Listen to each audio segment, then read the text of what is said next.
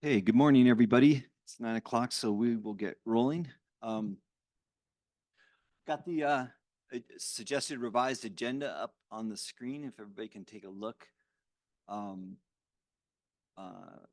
We've made some adaptations. The adaptations are whatever color that is that's not black. I'm partly colorblind, so to me it looks orange or red or something.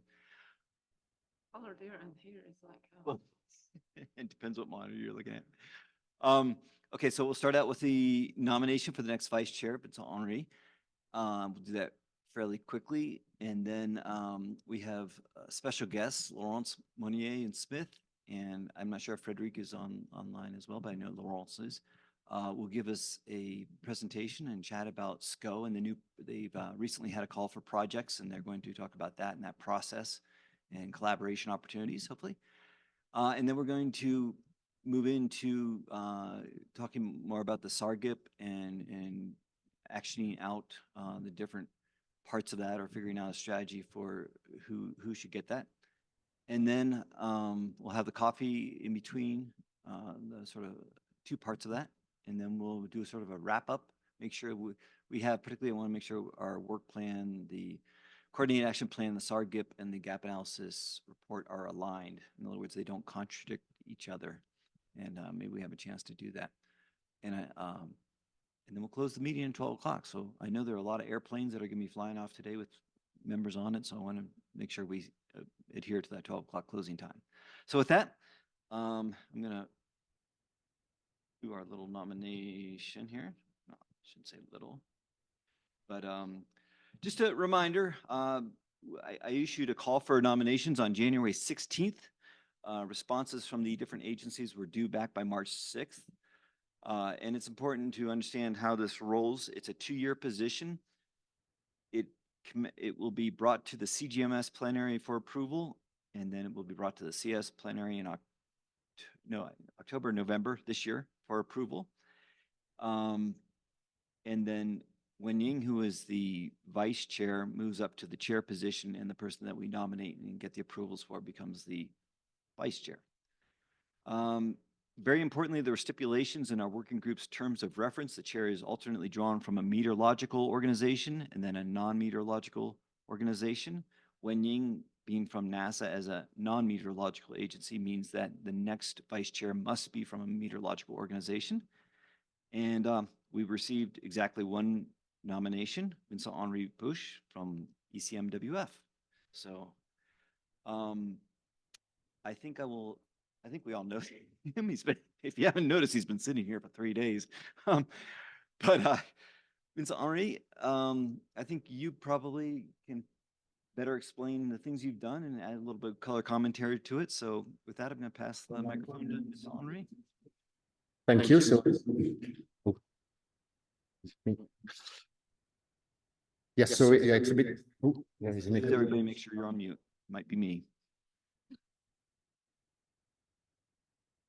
Okay, yes, it works. So yes, it's a bit difficult to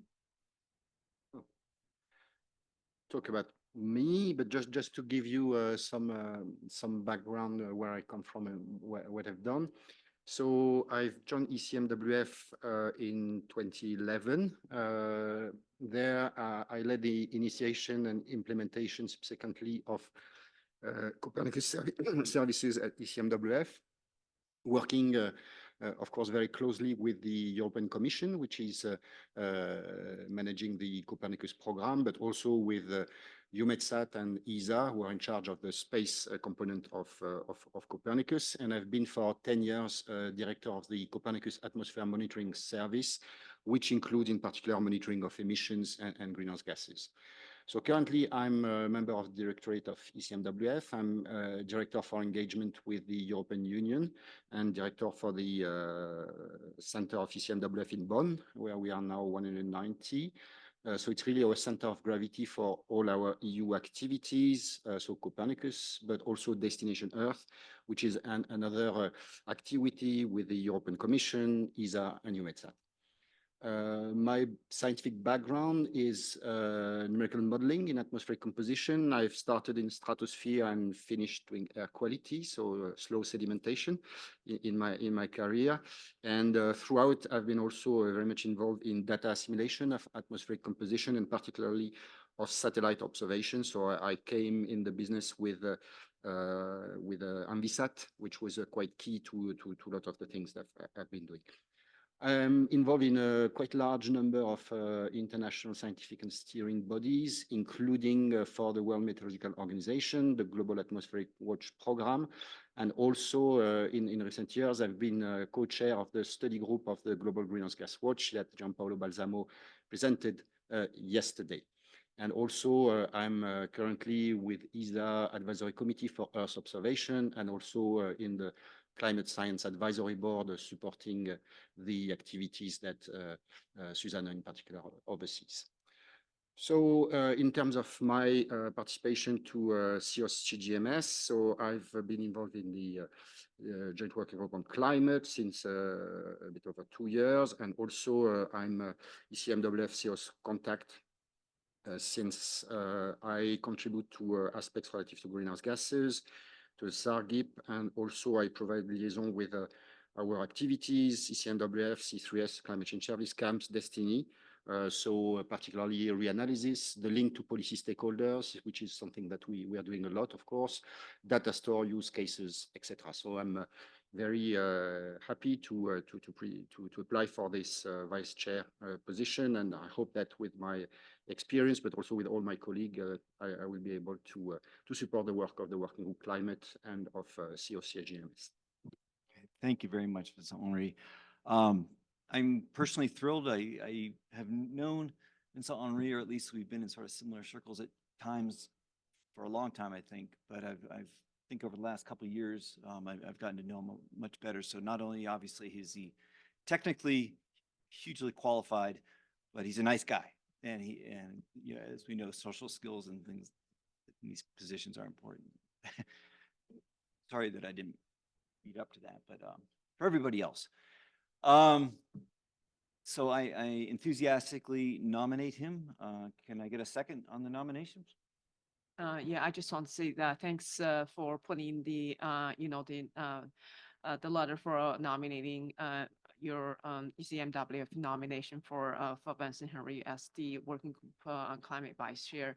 And as Jeff said, in October that we will rotate into the leadership team, and I look forward to working with you to together Working Group on Climate. So I strongly support your nomination. Thank you. Thank you, Wenying. There's Mark's hand. Okay. Mark, please go ahead. Yes, thanks. And by the way, I got a fright for a moment. I thought my battery was low, but I suspect it's your battery that's low. No, I just wanted really to, first of all, as Wenying has just mentioned, send appreciation to Vincent Henri for putting forward his nomination for this. I think he's, as we all are, but Vincent Henri is an extremely busy person and is involved already in supporting a lot of the international initiatives. And the fact that he's putting forward for this, first of all, to me, shows that he has a personal interest in it, but also the ECMWF, which is, let's remember, a fairly recent associate member of CEOS, is definitely kind of stepping up to the plate to show their dedication to putting forward resources to support CEOS. And I know my colleagues in DG DEFIS, the rest of the commission, are also very, very happy about this. I think a couple of additional points that make Vincent Henri very interesting for this post is, first of all, okay, yes, we're in the rotation of a more meteorological centered agency to take lead.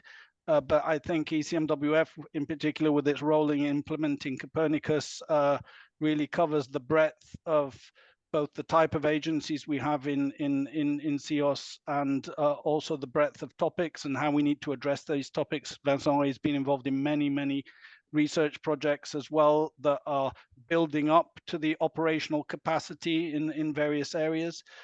He's also been extremely engaged in really providing a very focused policy area for CAMS to address in the past, in his previous job. And now with his new job, the fact that he's bringing in not only the breadth of Copernicus services dealt with by ECMWF, but also the new capabilities, for example, in developing programs like Destination Earth and the digital twins associated with that, I think will be very important for Working Group Climate and the work we do in CEOS and CGMS in the next years. So thanks again to Vincent-Henri, and he definitely has my full support and appreciation for this nomination. Thank you. Thanks so much, Mark. Suzanne? Yes, thank you very much. Also from our side, from the European Space Agency, we want to say very happy about this nomination and very much looking forward to working with Vincent-Henri on future 2 years as a vice chair and further as a chair. I think it's especially important at the moment when we see the state of the climate as it is at the moment, to see somebody stepping up from some very related climate operational service to this position. So very happy to see that, and very much looking forward to working with you, Vincent-Henri. Thank you so much, Suzanne. Jörg? Yes, there's not much more to say because Mark has said basically everything, but I can just add that I'm also very happy about this, and I have many really hands-on experience with many of the activities that Vincent-Henri mentioned, being involved in that. And I think there's one point on the operational side is also the link to real usages. And that is, so I experience that mostly in the Copernicus Climate Change Service, but this is a real element that would probably bring the Working Group Climate really forward into this area, having a better understanding of the downstream needs, what we're going to produce. And I think with that, I'm very happy to work with you, Vincent-Henri, for the next, I don't know, 2-3 years maybe, so before I drop out. Thank you, Jörg, for bringing that up. I was going to say the same, that I think it's fantastic that we have both a person who understands the upside as well as the pillar 4, pillar 3, pillar 4 type stuff. And that's really important at this time in the nation, or state of things. Any other comments, further comments? Albert. Oh, Albert, please. Good morning or good afternoon. First of all, your microphone is very low. It's nothing to add to all the comments. The only thing I can say is, first of all, I highly welcome you, Vincent-Henri, and you have the full support also from our space agency. And I think it's very important just also for our working group and today's situation that we have a candidate who will become chair in a situation where a lot of things will moving around. And so you are the ideal person with all these links to the different entities, organization, who can just give us an excellent orientation throughout this period. So I fully support you. Thank you very much, Albrecht. Okay, I've got to warn Vincent-Henri that it doesn't get any better than this. Having all these people say these wonderful things about you, everything else is downhill from there. So enjoy this moment. Does anybody have any objections? I hereby approve Vincent-Henri as our official nominee. I will take this nomination to the CGMS plenary in June and then to the CEOS plenary in the fall. And congratulations. Thank you. Thank you very much. I apologize. I had a power issue here. But next, Laurence from SCO is going to speak. So Laurence, I'm handing the microphone over to you. Thank you. Thank you so much. Good morning, everyone. Frédéric Brotard is with me also. So we're going to share, if you don't mind, the presentation of the SCO. So thank you. We're really happy to be with you online this morning. And the idea we have with Frédéric is just to give you an update of where we are the project, how many participants we have, signatories, how our project are going, and of course we'll be ready to answer your questions if you have any. So I'm going to share my screen. There, and then you can tell me. Yes, we can see. Yes, we Is can that see it. It's okay. All right, fantastic. So just a quick update for those who are not completely familiar with the SCO Alliance.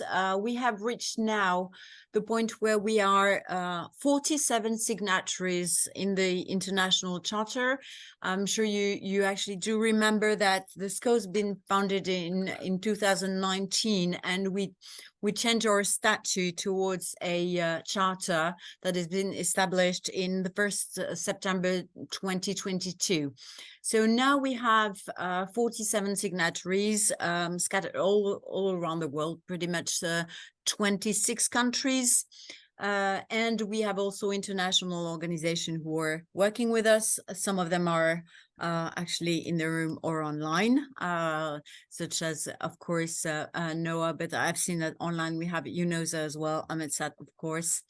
And we have UNDP, UNEP, CMVF, who's been with us for a while also.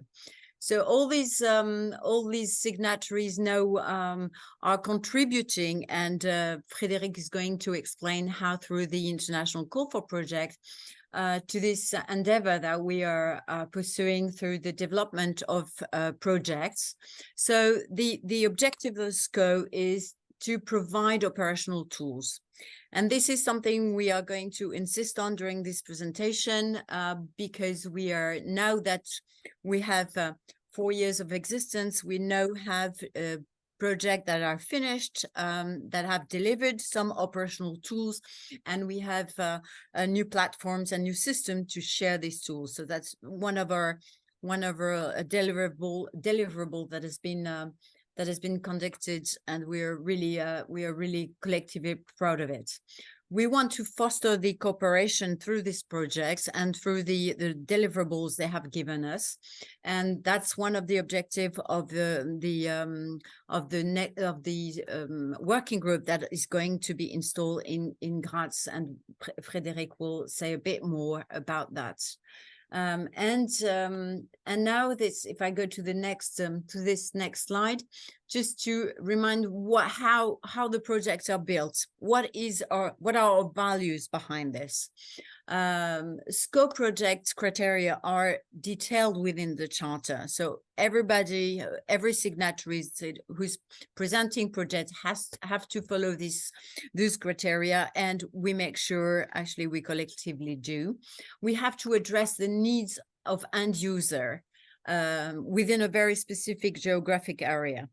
And that's very important because all the projects are developed with end users. Many of them have developed specific methods to work with end users to make sure that the specifications of the platforms, projects, whatever, which is going to be delivered correspond to a very specific need.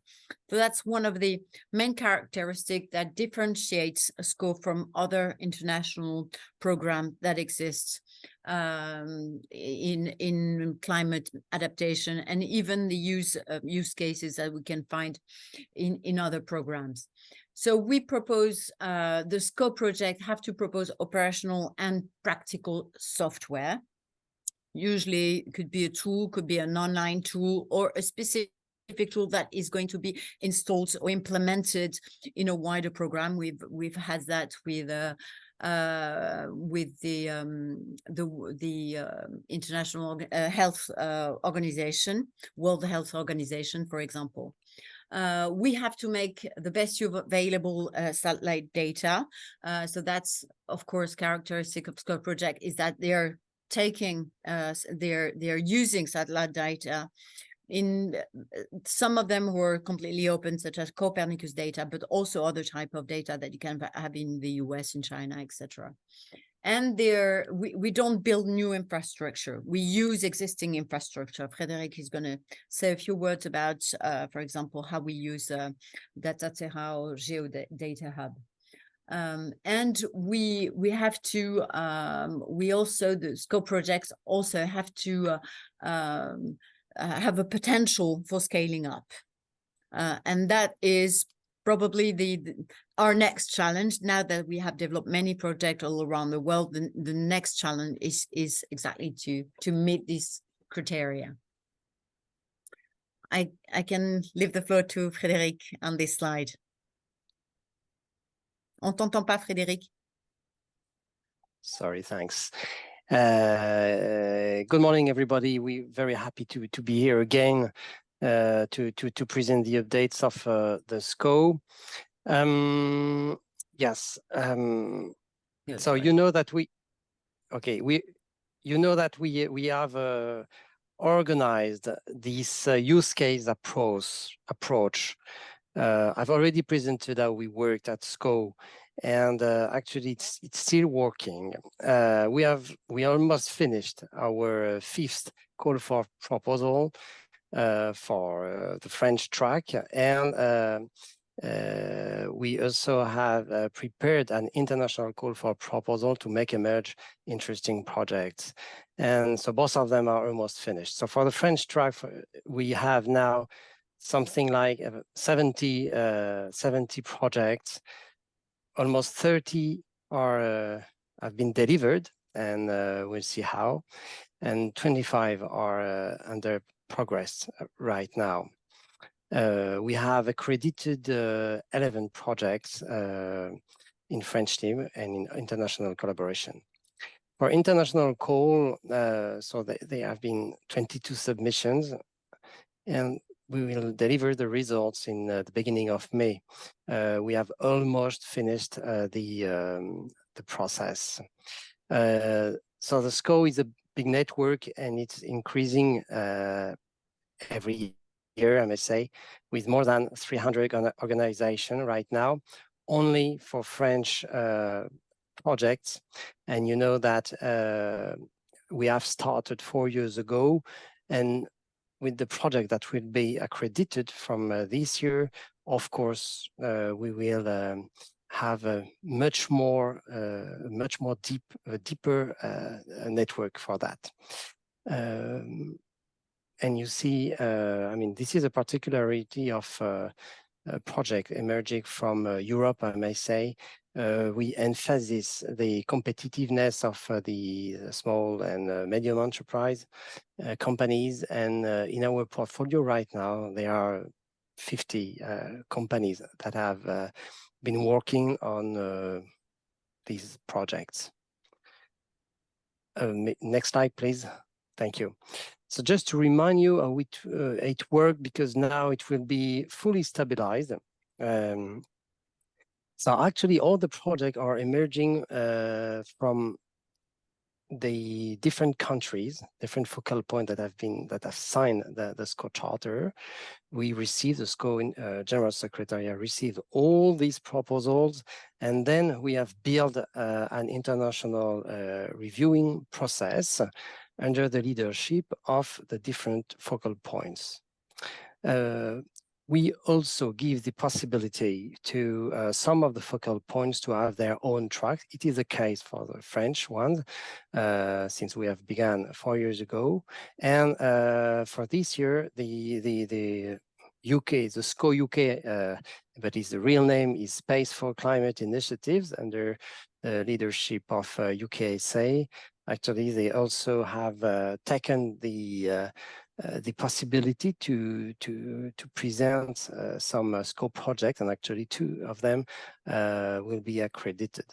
In our organizations, all this activity is managed by the program committee, and then there is only one SCO accreditation, one SCO label that is endorsed by the program committee. So it is the case for the French track, for UK track, and when it's not available for focal points, it's also true for the international track, and then we delivered the final portfolio. So this year, for instance, we had 7 projects from China, 4 for Philippines, 3 for the US, thanks Jeff, and 3 from Italy. So it was very interesting actually to see all this diversity, and this is the current status of our process. So when it's ranked, the project is accredited, even if it's not official right now. So there are 8 of them, and we give a B ranked level when we ask for additional information, so the reviewing committee can decide. And at the end, there will be something a bit more than 15 projects that will be accredited this year.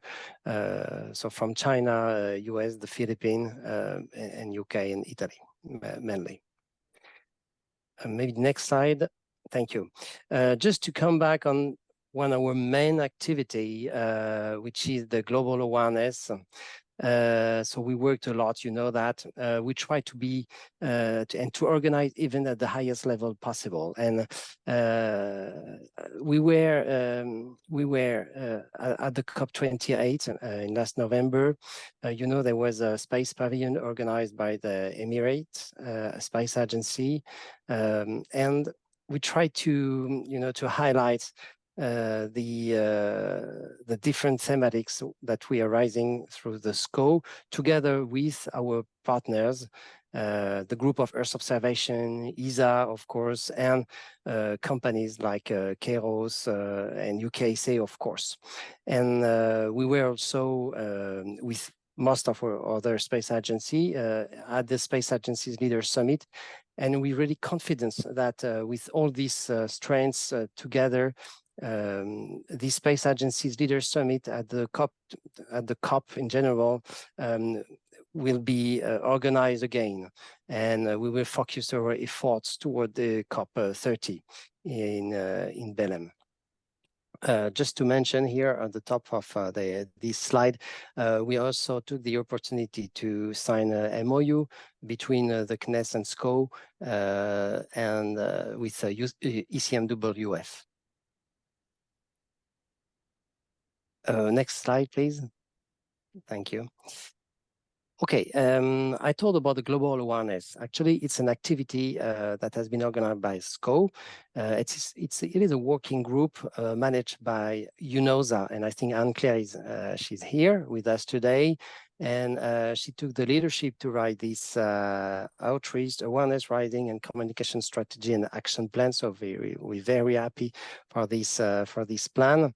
And one of the working group will be officially launched during this conference in Graz in mid-July, and we will organize a dedicated meeting to launch this strategy. So it's this partnership with UNOSA is vital for us, and I think we find a common interest toward these thematics. What is of interest here,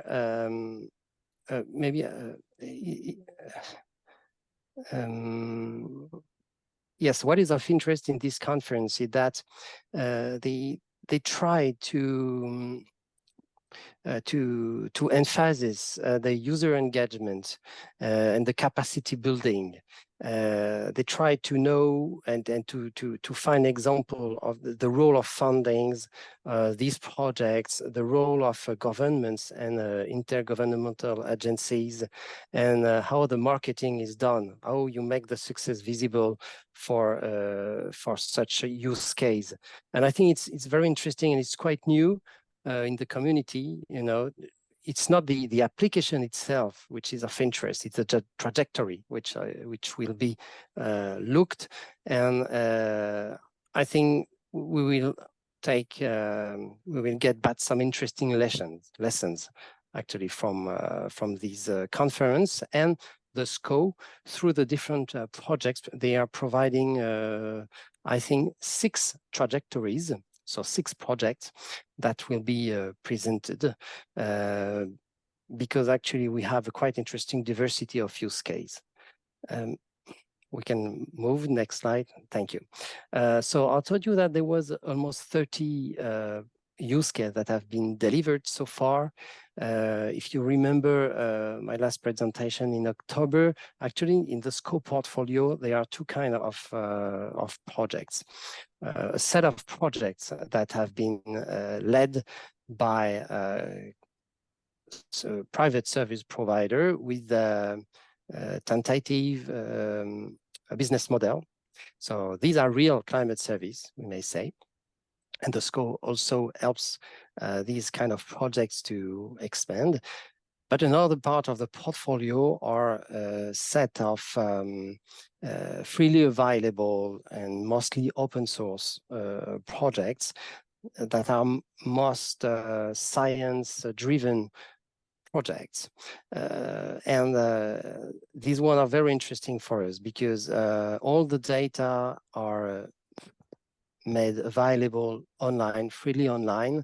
So you can just type the URL and you will have interesting deforestations information, for instance, about the forest, tropical forest area, but you also have always at the local level, interesting information about this area in Brazil, in Mato Grosso, or in Bangladesh, etc., etc. So there are something like 15 online use case running perfectly, processing any kind of satellite data with the dedicated locations.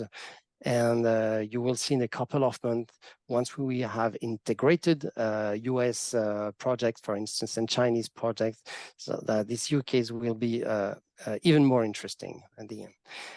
And this is the last slide. Maybe the last slide. We are building a concrete partnership with the group of Earth observation. So most of you knows about these entities. This is very much interesting for us. Laurence told you at the beginning of the presentation that the aim of the school was not to build a new infrastructure. You know, we rely on very motivated stakeholders to develop and to valorize science and to develop the products. And actually through the infrastructure GEO has built for the past year, the GEO Knowledge Hub, they are very much connected to the world actually, because their mandate is to promote applications of geospatial data towards every country, and mainly country from the global south. And actually, these knowledge packages fits very well with our applications. And we have put online 10 of them, and 15 of them will be online in a couple of weeks. So you know, we after these 4 years, we really try to find to work on the visibility of the delivery, and this partnership with GEO is a part of the equations. And I just want to add to finish the talk is this is true for open source and open data projects, but it is also true because for company-led project, because they have a marketplace as well, almost the same visualizations here. But you know, with these science as a service and business oriented application, actually, they will find a way to be very, very much visible on this platform. So, so as you see here, we have many interesting use cases. We kind of we try to investigate the different trajectories of these projects, why a project is working well, why a project is coming from science and being effectively used by some of the users, together with our partners like the GEO, like the UNOSA, and many others. Just to maybe, yeah, just to conclude, and then to open the floor to question if you have any. We have more signatories that have to be validated and accepted by the next steering committee. We have Brazil, which is was supposed to sign, but we didn't find the opportunity last time. We kind of missed an opportunity in Dubai and recently, but it will come very soon. We have and new proposals from not only countries but also from private companies, and this is about to be organized within the steering committee with a specific due diligence which will be conducted by UNDP. So then we can have our first batch of private companies which will be our next signatories probably in the next ISA meeting in Milan. So that's for the is for the news, and as you have seen, the numbers of countries and the numbers of projects are developing quite quickly, and now I guess that the challenge for this year and I mean the next 2 years is definitely to scale up the project thanks to the toolbox we have set up and thanks to the working group that UNOSA is driving. So we're quite confident that this very positive energy we have together will produce his effect. So thank you very much. Thank you very much. Really appreciate that. Thank you. It's been fun to watch this advance and so on over the years. I'm opening up to questions from anybody.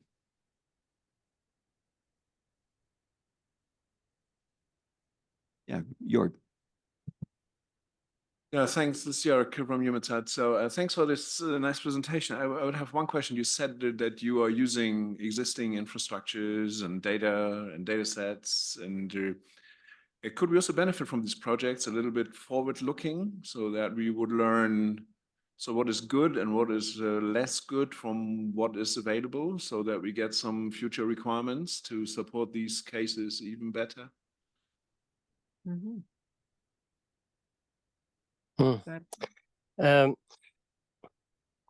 Yeah, actually, there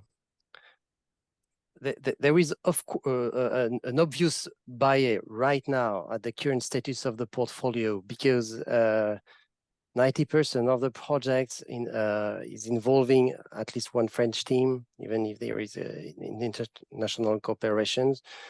So I will just give you this barrier. With this barrier in mind, actually, the project I'm massively using Sentinel data, so from Copernicus, because all these data are freely available. You know that.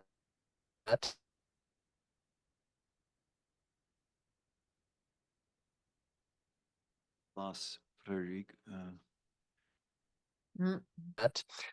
Because we have a SUS, so they are using high resolution optical data. Yes, sorry. Yeah, so the project are using Sentinel data. Some of the projects are using Pléiades data because we have a special agreement for French teams to use freely these data. And what we are expecting is for when coming, private constellations, we would expect to have some interesting new projects with specific problematics.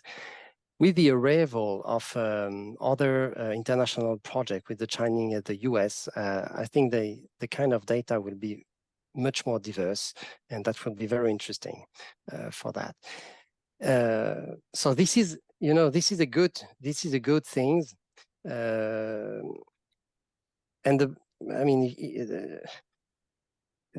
the counterpart is that. From now, they are not using other kind of data that those used by scientists, I may say. Because the community is coming from science mainly, and looks towards the society. Thank you. And let me sort of follow up on Jorg's excellent point. I appreciate that, and especially the point of flying satellites and the point of building products and having data systems and so on is not to produce an output. It's to get societal and world outcomes, particularly with obviously climate change. So I think you provide a way for us to touch people who are building these outcomes, and that's a very valuable thing. Particularly, I might note the way you touch the private sector and the nonprofit sector, which historically, space agencies have difficulty with. So I think there's a real niche that you're filling here. But to follow up on Jorg's point, now that you're sort of reaching, if you will, of critical mass of number of projects, and having actually currently going through the review process with you, I know you take it very seriously on making sure the projects are really appropriate to your goals and to what SCO is all about. You start to have this body of intel that would be extremely useful to us. I don't know how else to state it. I can talk to Vincent Henri and say, what do you use in reanalysis? And he can tell me that at length. But to ask, what are people on the ground using? What are these data sets? What are these products? What are their requirements? I don't have that intel. I don't know if anybody in this room really has that intel, given the diversity and heterogeneity of the projects around the world that you are touching. And that's extremely valuable information. So I would really request that you think about developing inventories of the observations, perhaps the products that you're using, you being the entire heterogeneous ecosystem that you have in all your projects.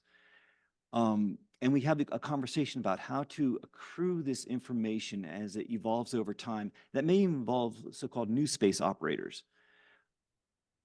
That would help, I think, inform CEOS on how to, the importance of new space and perhaps our relationship with new space. If we know all of these outcome-oriented climate adaptation activities have needs from new space, then that might influence our relationship with new space. So I'm partly trying to express the treasure trove of data that you have that's fairly unique in the world, I think, that would be of great value to us. But I would also like to see consideration of a formal way of collecting and transmitting that to us. And I think there are other organizations who would like that. Obviously, GCOS, CEOS, CGMS. I think all three of these would be highly interested in that type of information. Fair? Thank you.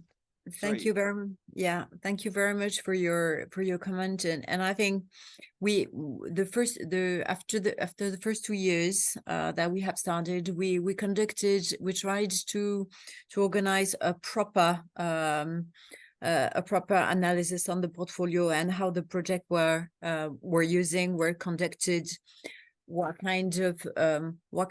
the consortium were working, kind of actually human sciences analysis, sociological analysis as well. So how we actually manage for the project who are working. We've made this first report. Actually, it was also to CNES to see how to better manage the project at the SCO at the global level.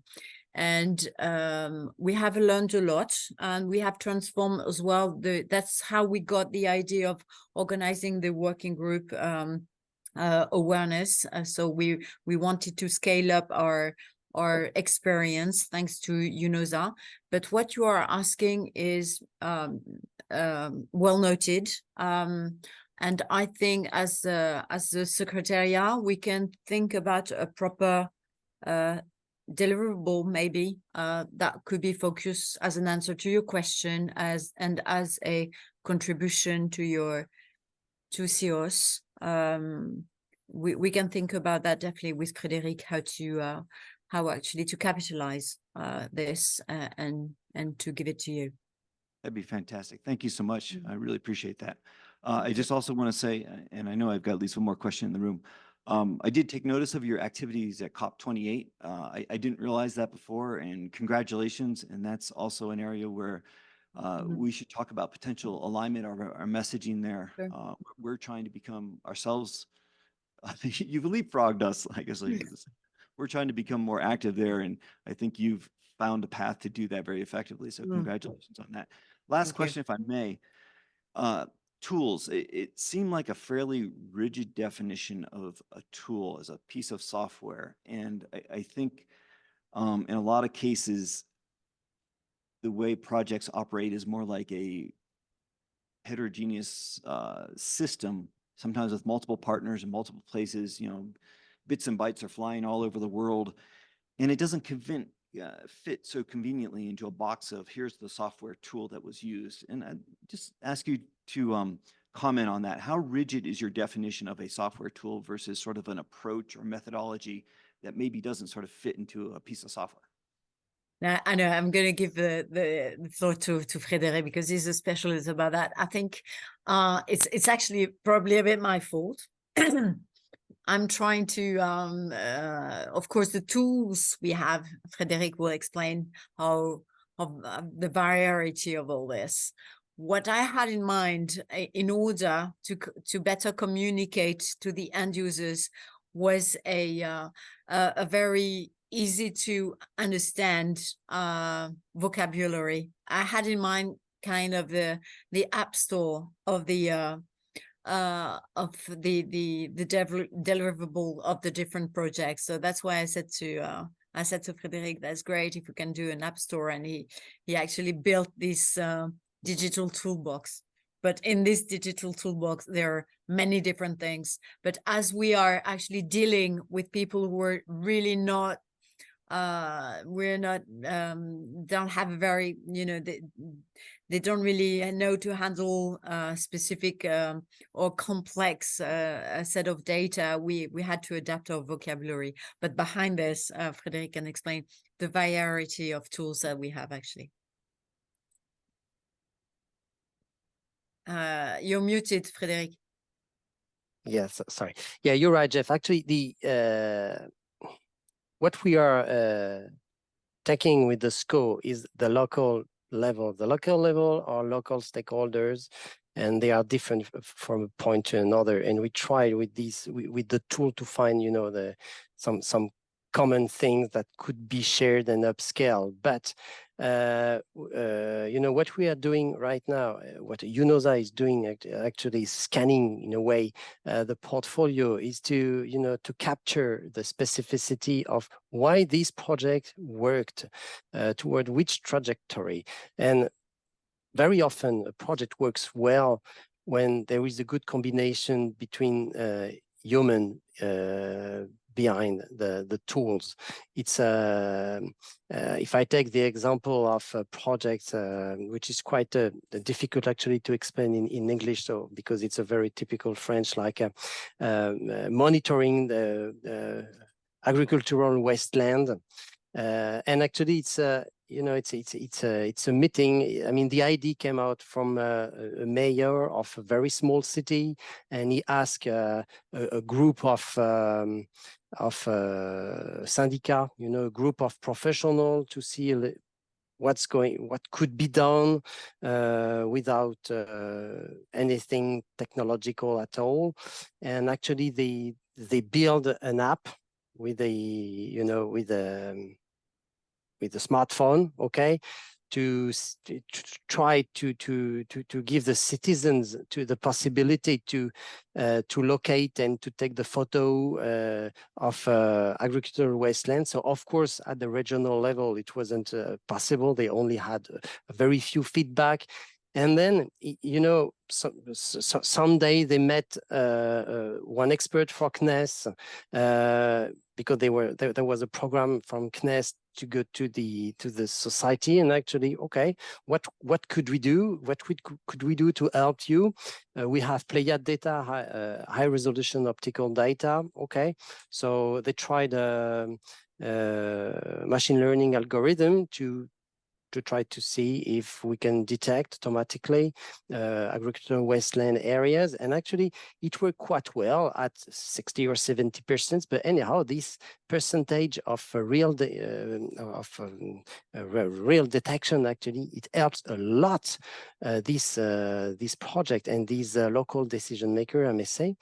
And now, you know, software has been built, and so it's non-profit organization that is managing these projects. It is very interesting. So, but now they have the tool and they are operating it by their own.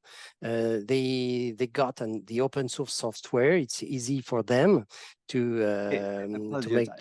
We're a little bit tight on time, but I think I sorry. understand your work with UNUSA. You're sort of doing this trajectory analysis and Yeah. you're adapting your definitions of a tool. So I really appreciate that. I believe we have one more question in the room. It's Henri. Yes, thank you very much. I have a question which is actually quite similar to Jürgen and Jeff question on the upstream, so the use of satellite data. My question is also on maybe if you have a similar deliverable on the downstream, so trying to do a meta-analysis of the outcome of the projects in terms of benefits, social benefits, financial benefits, cost avoided. So to try to do this meta-analysis, because it would be very, very useful to see how, as SCO evolves and other initiatives, to have these clear indicators of the value monetary, but also social of all this. So it goes beyond each user story or each project, but to try to come up with a set of indicators which could be very useful to characterize the downstream, as well as what could be done also on the upstream would be, I think, of a tremendous value for the community. Yeah, we have that because the CNES has actually every year we have to go back to CNES and see how we spend the money. So we have a very clear set of indicators, and we have organized, Frédéric has organized as the head of project. He has organized a back office, very important back office set of data. So we have pretty much everything about the cost of the project, the total cost of the project, the type of organization behind, the type of data used, the length of the project. So we have, a complete set of indicators that we actually we update very, very, very often. So we have that. My question is more on the outcome.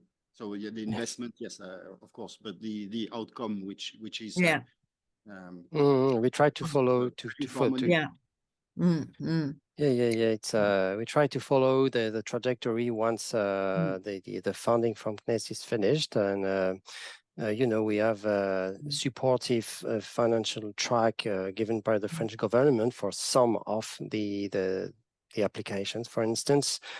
But there are also ESA calls. There are also, you know, different other calls, and some of them are finding their market directly. Yeah. So we try to, we try. We will have to do it at the international level anyway, in our report. So hopefully we will use the same database, so we'll be able to follow. And after that, we also have, there's a couple of researchers in the university academics that are find our program quite interesting, and just with our, we're not funding it, but they're studying us, which is quite interesting. They're studying the project, seeing the outcomes, and so, which is also a quite interesting added value to our own, reflexive analysis. Thank you so much. We really appreciate you taking the time to talk to us. It's been a pleasure. There, but I think it's been a valuable discussion, and we'll be in touch, of course, in different venues, but appreciate you participating this morning. So thank you. Thank you very much. Thank you very much. Okay, with that, I'm going to turn the floor over to Wenying, and we will recommence on the SARGIP. That Wenying. Yeah, thank you. So I sent the link of the Google Doc that we've been using to address the GCOS IP response. So this is the table that I made based on the discussion that we had yesterday and the day before, and also based on some of the offline discussions I had with the folks. So this is sort of the table that I put together on phase 2 of the GCOS response. So this table basically contains almost the remaining activities that we have for this year, and maybe and some of those are not included. It's like the actions that I work with the Coast virtual constellation to address, and then some of the actions that I work with WGCV on. There's 2 or 3 actions there. So here are the actions that we need to address. And there's the lead that I listed here, and also the contributors. And if you don't see your name and would like to contribute to some of that, please let me know. And so first one, I'm going to go through each of this in the documentation. But anyway, so I want to show this table first and just give people some idea of what we have here, and then where we'll need your help. So I'm going to first go to B3.3. This is, we talked a little bit about this before on the first day, actually, ocean surface currents. And I think the current understanding is that we're not sure how to address this. And this is definitely one of the items that we will go back to GCOS Secretary and panel for clarification. And Mark, if you're online, I actually put you as sort of the lead or the contact, the PUC for this, because I think you're the only oceanographer that we have.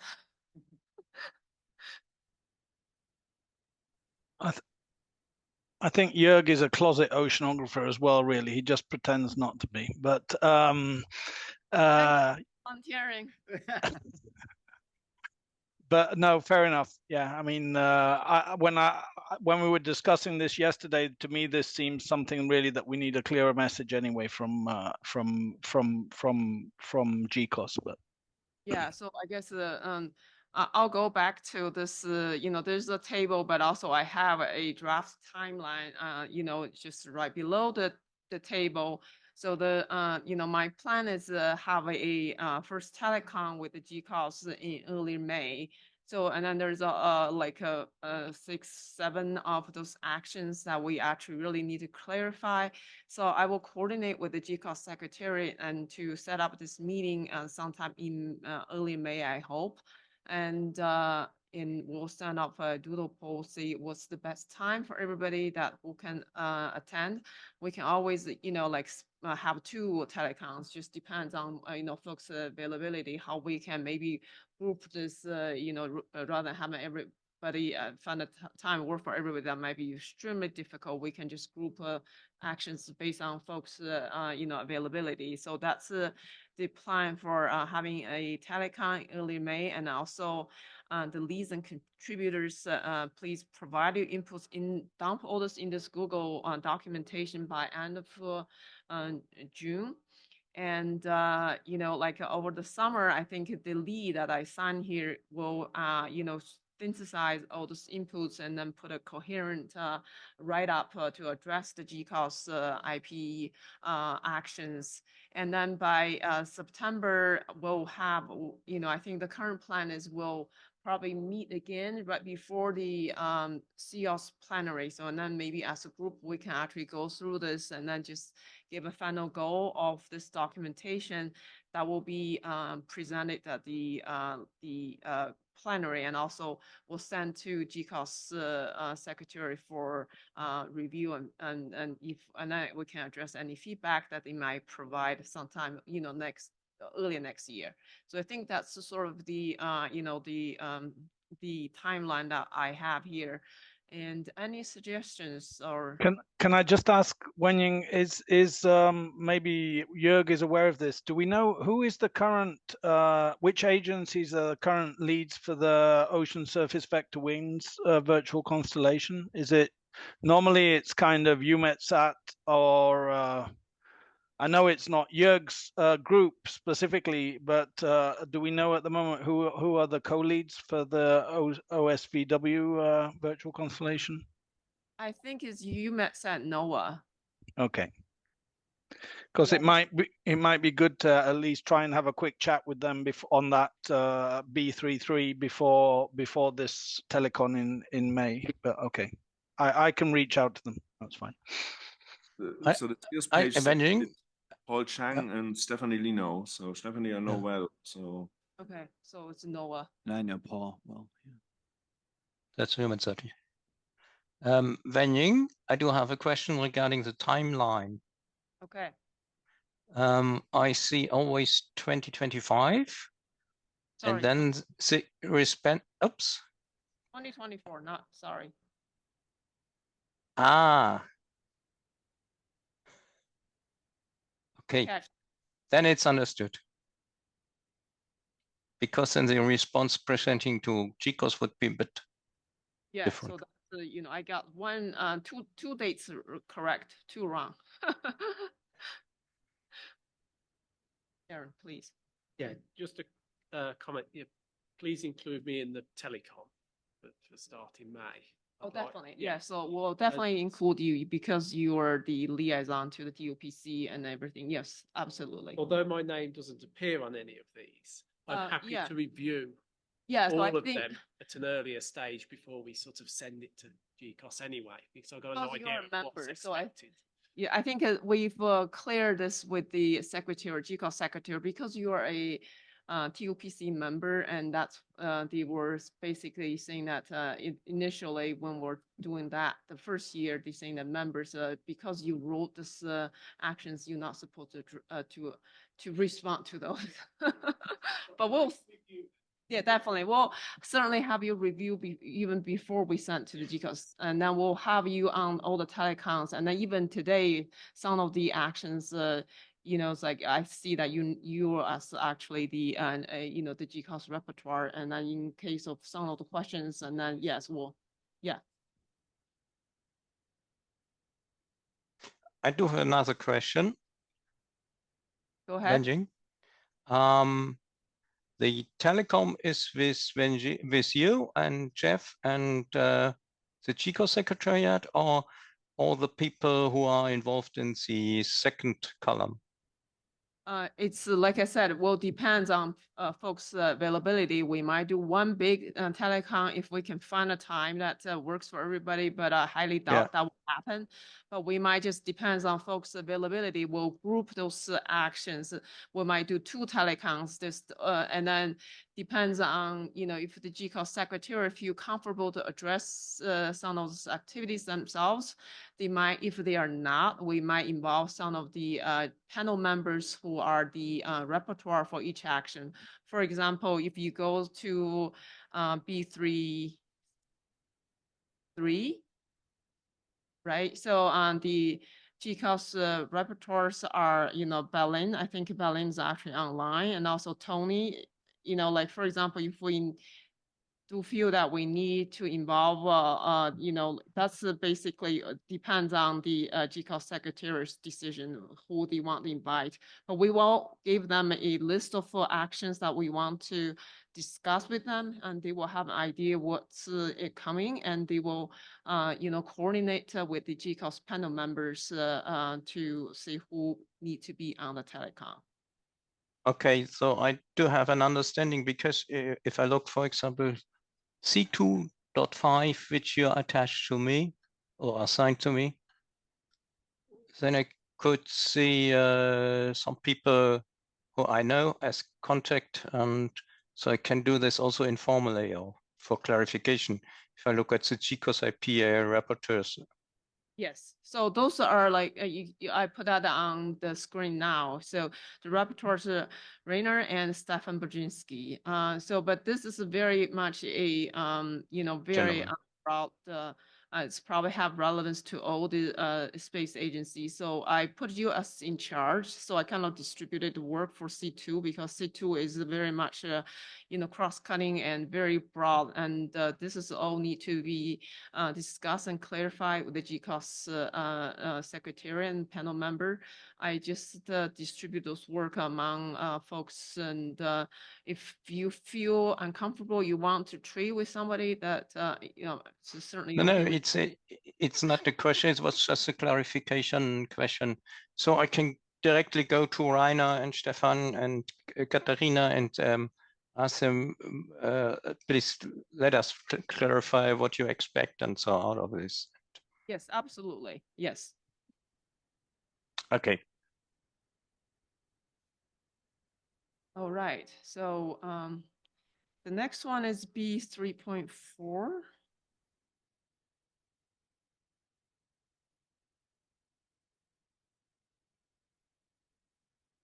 This is the unexplored and demonstration of feasibility. We discussed this a little bit, so I think we still need some clarification with GCOS, but currently I sent this to myself as the lead, and then I also list Susanna as the contributor. I'm sure that Isa is had some discussions and some thoughts on how to address this, but I will coordinate with Susanna.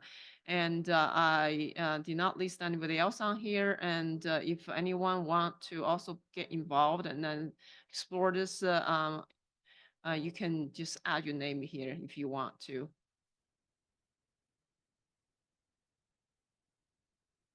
All right, so next one's B 3.5. This is the one that actually is a redo from last round. This is the developing operational techniques to estimate permafrost extent. So I think the last round I did this with Susanna, and then we had some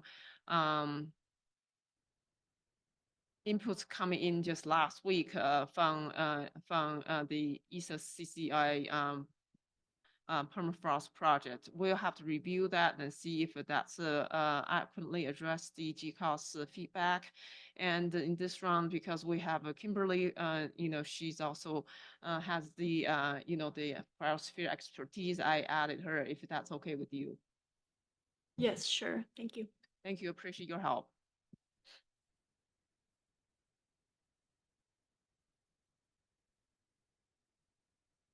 Next one is C2.1. Improve radiance measurements records and radiant transfer model for simulating them. So I think this is just very broad. So, and of course, everybody's trying to improve that. We have all sort of intercalibration mechanisms, and then the Clario truth, that's a sort of future of how to do the nesting space intercalibration. So I think that's something, at least my thought around how to address this, and then radiant transfer model for simulating them. There's probably papers they continue improving them. So I don't think there's I think it's very broad. I think we'll just address this in a very broad term too. And then I have Wenying, York, and Susanna and Gareth. Is that okay that I ask you to help with this too? Right. Thanks, York. That's a bit, the statement is a bit fuzzy, no? So we need to improve radiance measurement records. So it could mean, okay, do better measurements in the future. It could also mean improve past measurements. And so it's not clear what is or both. I don't know what's meant. Well, I guess we can just do whatever we want. I'm okay with that. If it's not clear, I do. It's I fully understand your objection because it's very broad and for example in irradiance, but this is radiance, but in irradiance working group Kaval is working on it. But there will be there's an action with irradiance? It's not a requirement. That's goal. It's a practice. Improve. So we are continuously improving. So right, so that's always the goal, right? That's the space agency's goal, that we continue improving our measurements and then improving consistency, and driving the FCDR, right? That's all. That's all we can see, right? So I will say that Darren, please. Yeah, I think it's another one that you could talk to working group for Calval about as well. Yeah, so this is very much related to one of the actions I think we already addressed. I think is B 5.1. That's is basic on calibration. So this is related to that. I think I might even use some of the text that we have found the action for this one. And the only part that's sort of new is the rate transfer model. But that's also but everyone is continually improving that too. But okay, Vincent, Henry, do you have something? You have your hands up.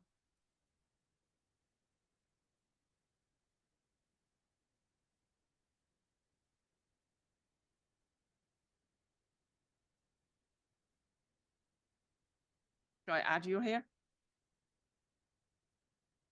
Contribute, yes, yeah. So I'm actually the lead on this, so you all are contributor.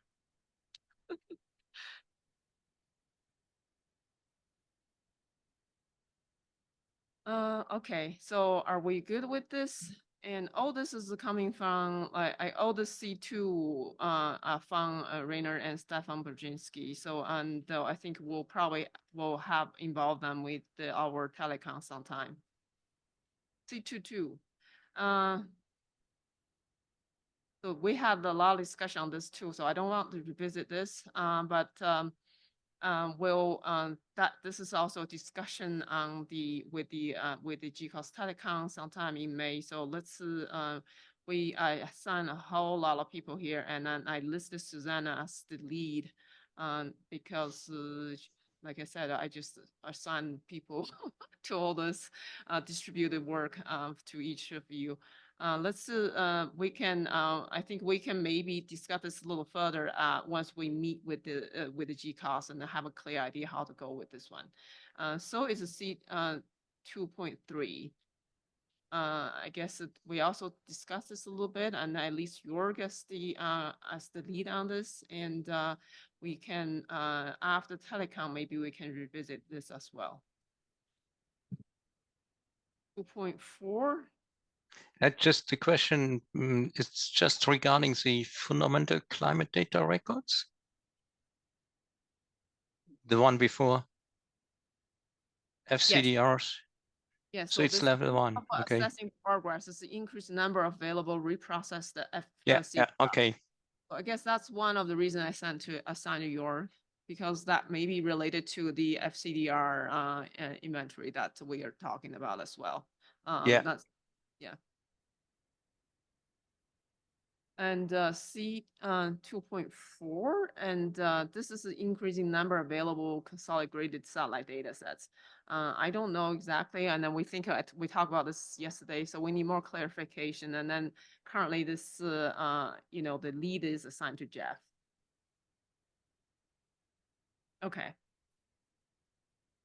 2.5, and this is ensure harmonization of the quality of ancillary data, and this is also another very confusing point. So we'll clarify, but I currently listing Albert as the lead. And feel free to reach out to Rainer and Stefan Brzezinski before the telecom if if you have any questions. Yeah. And next one is C 5.1. This is the one that is like generate timely permafrost land cover data, burn area and fire severity, burning efficiency products from high resolutions data. That's the Sentinel and Landsat data. I assigned this to our USGS colleague and George, Kimberly, and Kelly, and I also listed Susanna and there. So because it is multi-agency activity. And I can help just to answer questions and then review if you have any questions. That okay with you all? I appreciate it. Thank you.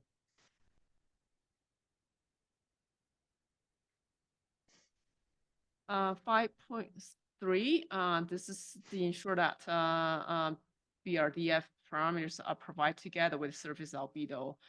This I assigned this to George, Kimberly, and Kelly, and Mark.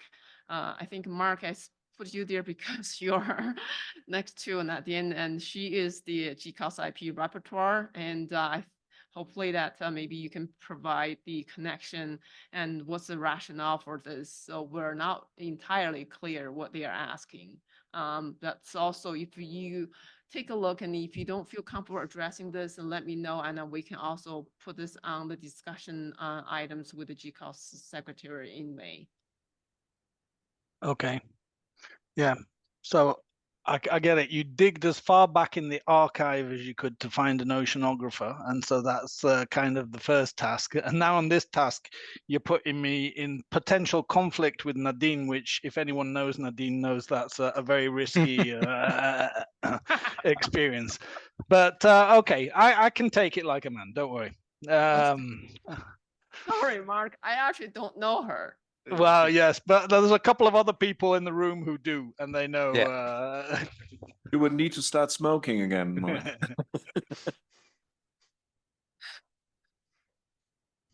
I wouldn't mind contributing to this as well. Okay, great. Thank you. As sort of a user of BRDF parameters. Thank you. Thank you. Good.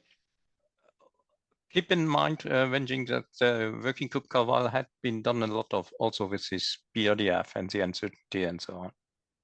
Okay, so I will list WGCV on here. I think the land. No, it's IVOS. It's IVOS. Sorry. It's Yes. IVOS. No, Nitrofox. Yeah. Okay. Mark, are you? No, I agree with you, Albert. I think it's more IVOS for BRDF. Yeah. How about I put Albert on here, so that you can provide the linkage to the WGCB, okay? Well, I can stop them to produce some more. Is that okay, Albert? Yeah. Thanks. If needed. If the answer is from GCOS, okay, we don't need so much and that. All right, next one is, this one is on the NASA's lightning imaging sensor. I guess I will take on this. I don't know if anybody else have interest and want to contribute. Certainly we'll welcome another pair of eyes to review if anyone want to or interested in this. Maybe Jeff, since Jeff is going to assign to the next one. I'll be you as a contributor, okay? I'm interested because it seems to be super restricted on these two records because there are also upcoming records on geostationary satellites. Yeah, so that's next one. And then we should add to this a paragraph about that. Is the next one? That's the next one. There is one specifically on that. That's assigned to you and Jeff. Yeah, right. I knew the first thing. Yeah, so this one, because this one is specifically for the NASA's the sensor, and then the C55 is for the geostationary lightning mapper, and then this one is assigned to Jeff and York. Okay, so anyone else are interested and want to contribute? All right, so we have critical math here. All right, so next one is the improving consistency of the interdependent land product. Mark, shall I list you on here too? Yes, you are on here, good. You're doing this just to make me regret even more I'm not in the room, so I can't kind of stop you from just assigning things, yeah. That's fine, yeah. Maybe you should come. Ooh. All right, so I think in the GCOS IP, there is some like a description on what they want. So like, all this interdependent. I know. By the way, knowing Nadine, I'm reading that again now. I know what she's getting at. The thing that she's getting at is the internal dependencies between the terrestrial ECVs. So, for example, processing of terrestrial ECVs in a way that, for example, you're not having albedo, LAI, and FA products that are completely internally inconsistent with each other for the same observation. Yeah.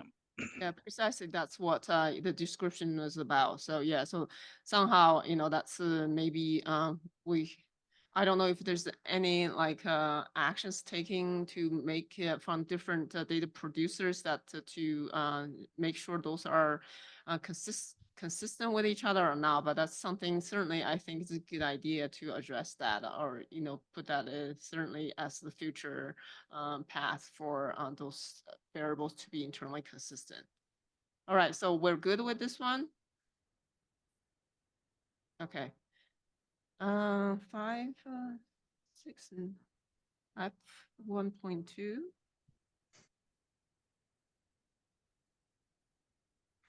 So this one is, maybe I have Darren talk about this one. You're the repertoire.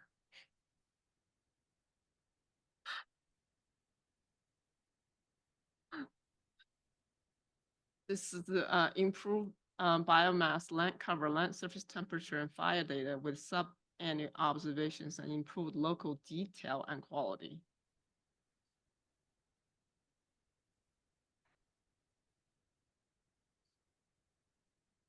Darren, can you use the mic, please?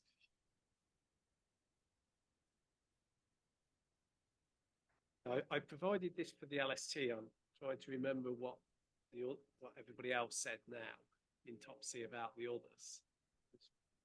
Finding the appropriate one, that will remind me. Darren, I think, I think actually for the land cover part, in a sense, this is already about to be done or is being done, not surprisingly, because Martin is involved in it as well. So the the Copernicus Global Land Service land cover contract, the new one that just started in January, is specifically doing this sub-annual 10 to 20 meter resolution products. So I think for the land cover, the answer is, at least from one agency, this is starting to be done now. Yeah, for the others, things like the biomass, the fire, and that this is being done in CCI anyway. Hey, Mark, you mentioned the land cover has been done. So what is the latest land cover product? That's 2023 or what year? Do you know? So as I said, the new contract just started in January. And if I'm not mistaken, they should be doing 2020. Well, I can't remember. Did the last one end in 21 or 22? I can't remember. I think in 21. So they should be doing in the course of the next year, the 22 and 23 products, including these sub-annual aspects. And then start going almost in kind of near real time from next year. But we can definitely provide the detailed schedule for that as a part of the response. I can get a hold of that. Yeah, that's great.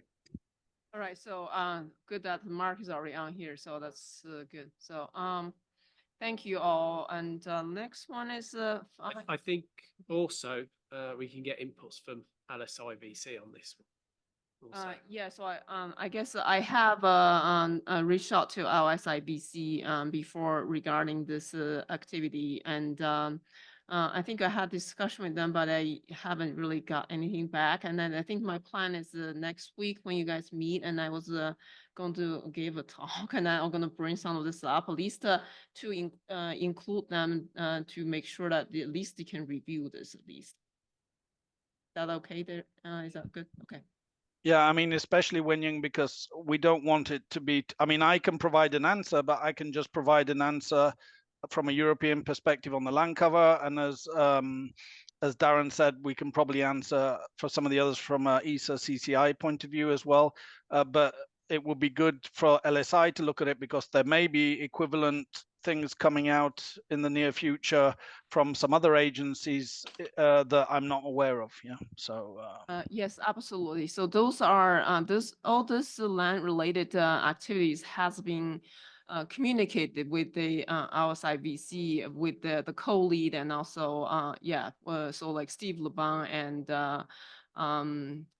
and there's one I think Peter is one of the co-lead, right? From GRC. Yeah. Yeah, so Peter is also on the copy, and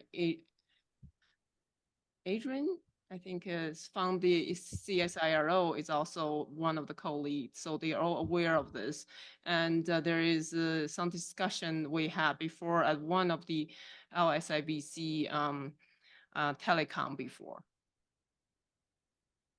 I think there's another aspect to this as well. Now I'm just sort of reminding myself what was said.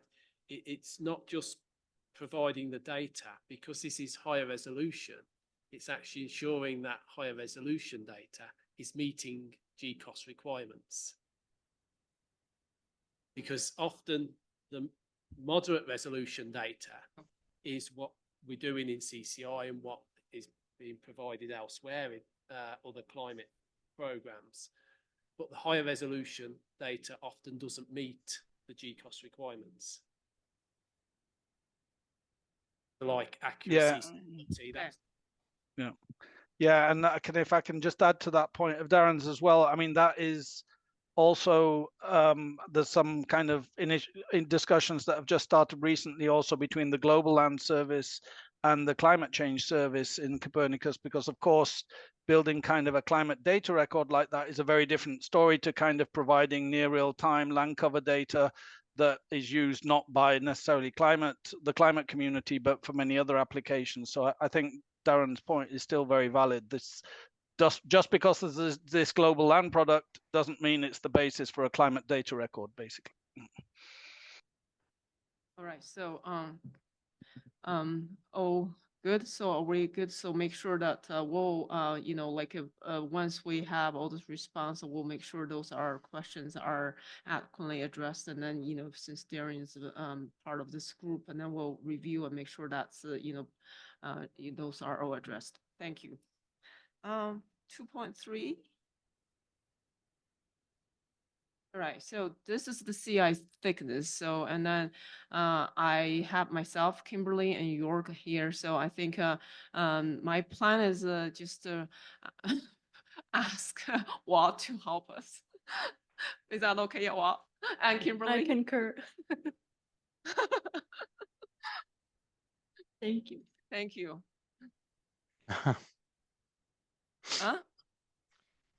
I say nothing. Nothing? I'm just, did you jump over 2.2? No, I have 2.3. And no, my question to 2 was a 2.2? have we been there? It's being addressed. So Yeah. so Okay. Okay. Yeah. Okay, so 2.3 is the CI thickness, and now I think we are good with this one. And Jorg, do you have anyone that you think that who can help with this besides that? We can't ask Stefan. He's a repertoire, so I can't ask him to address his own.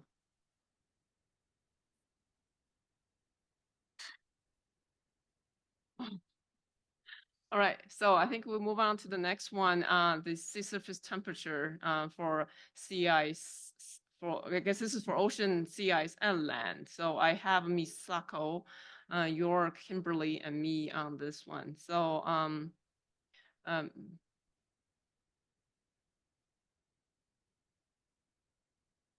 Misako, I actually list you as the lead. Is that okay? Yeah. Thanks. Yeah. Actually, I'm not so familiar with the land surface temperature, but I have the colleague who is working for that, so I can ask them. Yes. Actually, I involved in SSDVC in the CEOS, so I can work for the SSD Yeah, part. I think that's why I put you as the lead. Yeah, I see. I saw that. Although not officially in terms of me writing this, I can help in terms of providing as much information as you want on this, because I know all about it, obviously. All right. So from all surfaces. That's nice. Thank you. If you have any questions, send to Darren. It's actually interesting if you read what they want. They say there is a need to improve sensing of temperatures of the surface for all surface types across the polar regions. This can inform assessments of warming in the polar regions for which in situ measurements of near surface air temperature are sparse and hard to maintain. So it comes from a corner that is converting surface temperature measurements into air temperature measurements. UK Met Office, Nick Rayner, I would think, is a good person to ask. It is. I was, yeah, I was on the project with doing this sort of thing. So.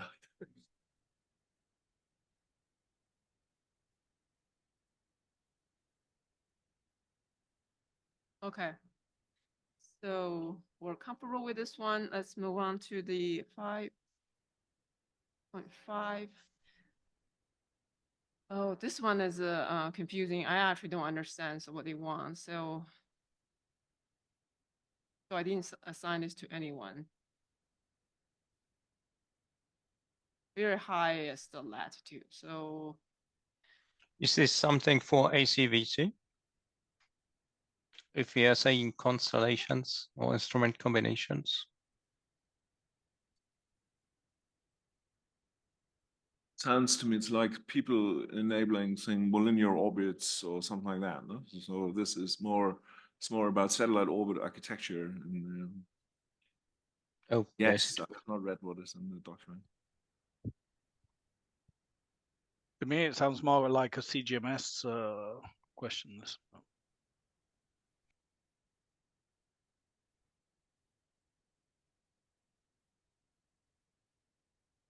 forcing feedback effects, and there's a need for further analysis to address these gaps with it. Anyway, so let's leave this for now, and then we'll come back to this unless someone want to. Maybe we'll put Jeff on there since the repertoire is from NOAA. Not in the room, so. They made the example of sampling monitoring solid precipitation. True polar orbiters would improve coverage at the highest latitudes.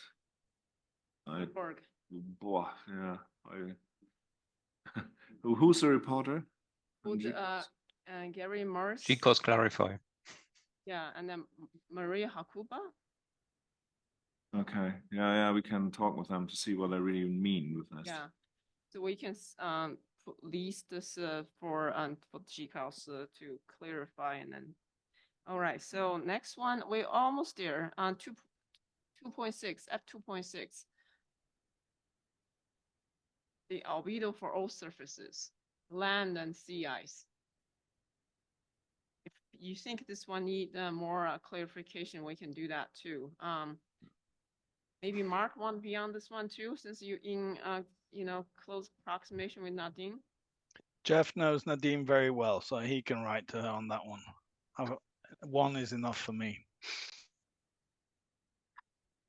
I want to know her.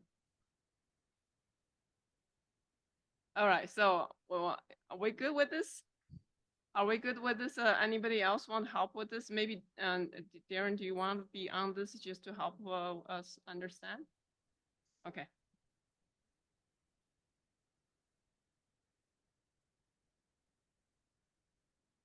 3.3. So this one is like, the coastal and the exclusive economic zone. So I actually reached out this to the coast virtual constellation, but they come back saying that they don't really deal with this. And I had a conversation with George this morning. Basically, they want to, when they derive the land cover data sets, normally we'll use the static coastline to do this, but this action is really on. So don't use the static coastline because of climate change, sea level rise, land subsidence.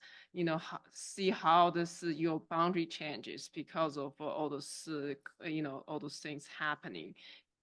So this is something that I asked George to take the lead on this, and I also list Susanna, and I also I had a coast there too.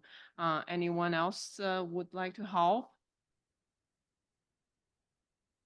When it's not help, but I saw that the currently the cost of VC is proposed for the CEOS new VC team. And then there will be the discussion at the SIT meeting in April. Yes, Misako. So there's three activities related to the coast, like Yes. 3.1, 3.2, and 3.3. So Yeah. coast actually helped address the we're trying to address both all three activities, but the came back saying the team doesn't really do land cover data sets. So they actually sent it back to us saying that they don't really have the expertise of people working on that. They are all oceanographers. So Yeah. that's the reason they came back to us. And then so George agreed to take a lead on this. And I was wondering if I also have Susanna here, and Kelly is willing to help. And I just wonder if anybody else want to be on this activity. Oh, Okay. I think we're good. Okay, I understand that. Yeah, thank you very much. Okay, thanks. All right, I think we're good with this, all the activities, and I will send the list out, and then we'll in touch to organize the meeting with GCAL's secretary. So I think I would like to have the remaining, maybe Vincent Henry, do you want to spend a few minutes to finish what the Rihanna? I have one question about the C4.1 to 4.5. You were mentioning the GMA as a contributor and the Yes. Yeah. This is the one that Vincent Henry is going to talk about this right now, and he collected some inputs from the ECMWF point of view, and we talked about this yesterday, and would like to have other reanalysis centers perspective, and so he will reach out or we're thinking that if he can reach out to GMA or GMA, you're right? Oh, we can have you coordinate this. So that's why I list your name there next to GMA. So so do you want me to contact with GMA person who is involved in the reanalysis part? That would be great. And then if you can contact GMA and then, copy all your correspondence with to Vincent Henry, that will be good. So you work as a team to address this, all the reanalysis related question, please. And also, then we'll also work with the GMAO. And I just had a quick conversation with the Jeff, and then I don't know if we want to involve anybody from INSET because they also use the the reanalysis actions. Yeah. Actually, I know the person who is involved in the reanalysis in GMA, but I'm not sure what I was expected to do that.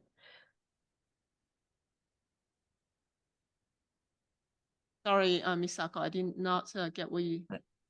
Yeah, because I see that I know that the person who is working for the reanalysis in GMA, so I can contact him. Great, thank you. I appreciate that. Thank you so much. Okay, and then I connect him to the Vincent or other person, other people for the leads. Please, yeah. Okay. And actually, the GMA is a part of the CGMS. So so I think that you can also use we can also use the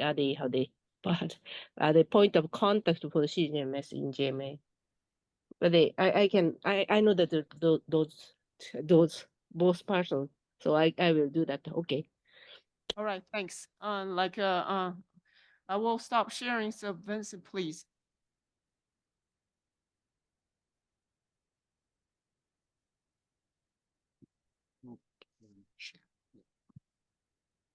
Okay, so I will resume the presentation, and as Wenying was saying, at present it's just a European perspective. So the contributions from GMA, GMO, and CDNSEP need to be added in a few next weeks.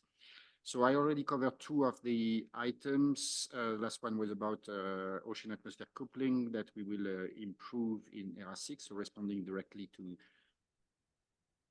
this. Thank you.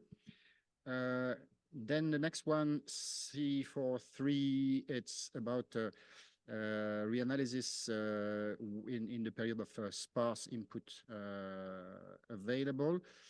So there on our side, we have not produced a new reanalysis of the 20th century. We no longer serve it, but it's available from other sources, in particular NCAR. However, there have been quite a number of activities as part of the Copernicus Climate Change Service to extend the observations and to also support activities of data rescue.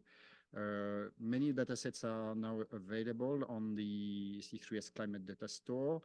And just to heads up that we have a quite comprehensive new data set of balloon observations that is being finalized for being shared. So it's a big effort, and there also many agencies may contribute. And we see the incremental value of these observations when it comes to better understand the transition from pre-industrial to industrial, and so that's the very important activity for the benefit of everybody. The next item, C44, is about regional reanalysis products. So in this space, the Copernicus Climate Change Service maintains two regional reanalysis, a European one and an Arctic one, done by SMHI and Met Norway. There was a good assessment of the incremental value of these versus the global reanalysis that was presented in the workshop that I mentioned of last September.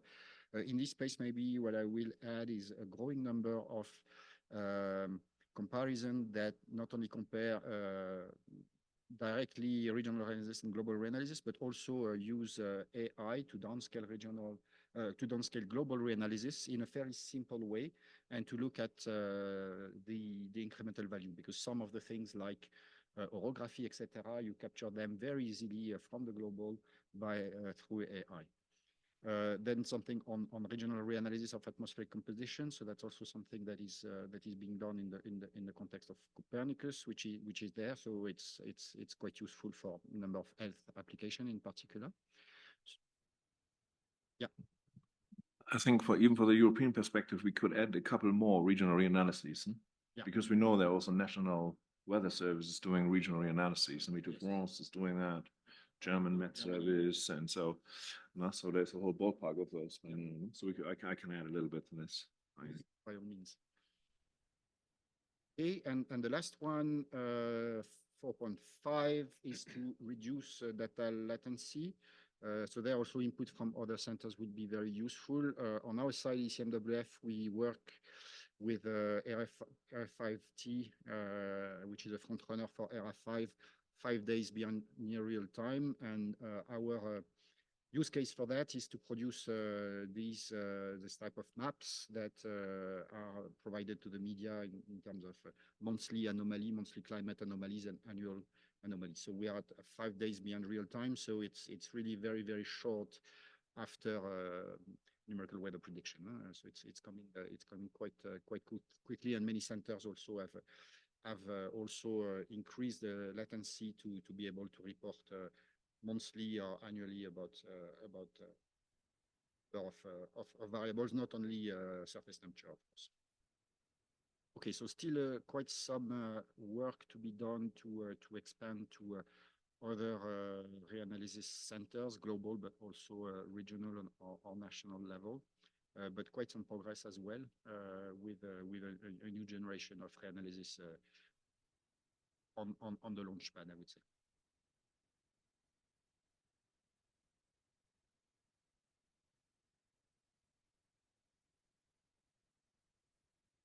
Right. Thank you.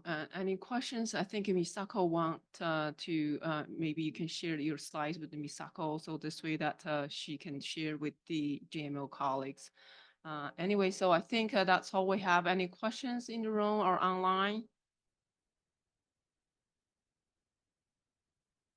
All right.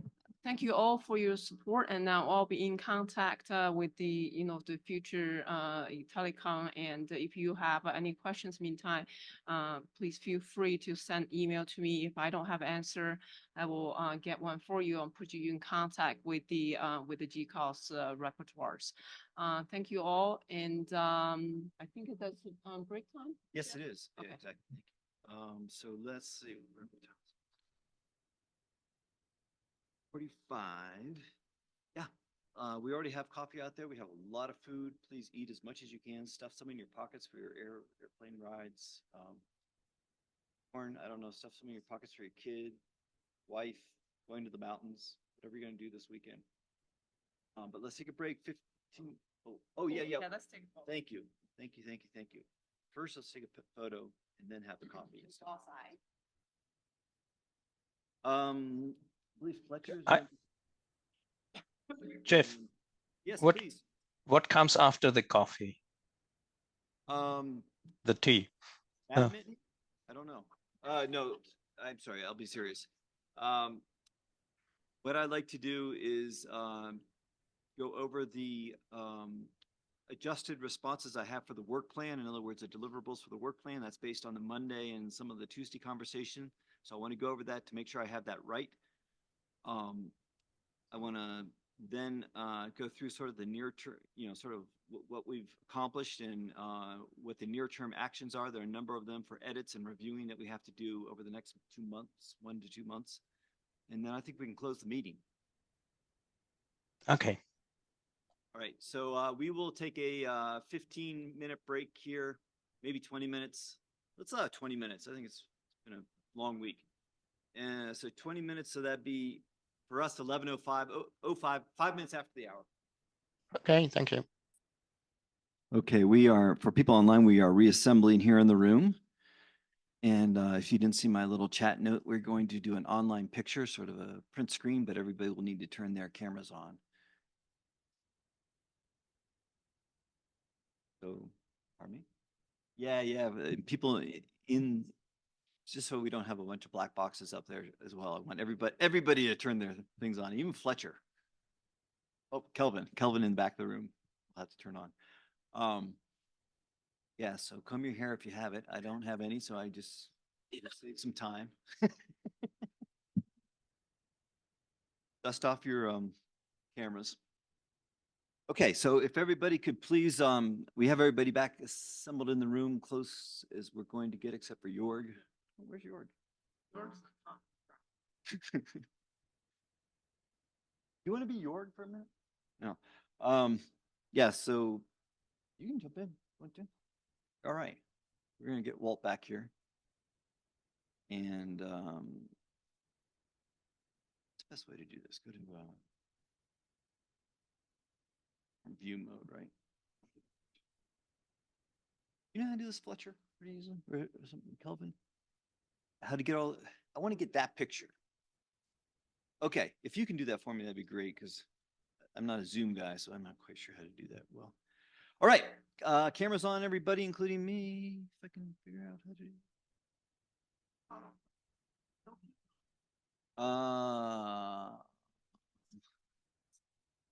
I might be Kimberly Casey, camera on. I'm going to call people out. Fletcher, Adria, you're one of them, especially NOAA people need to be on. Albrecht, turn on your camera. And Belaine, Jorg's back. Belaine, great to have you. I haven't seen you yet. So Belaine, if you can hear me, please turn on your camera. George is trying to hide underneath the desk, but we. Oh, man. All right. There's Belaine. Hi, Belaine. 50 minutes to go.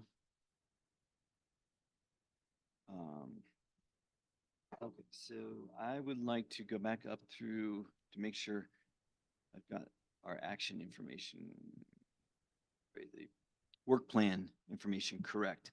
Okay, so I went back through the ones that I showed. Help if I share my screen one.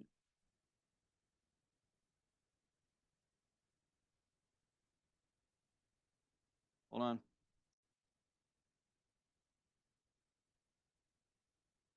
Okay, yep. Oh, yeah, yeah.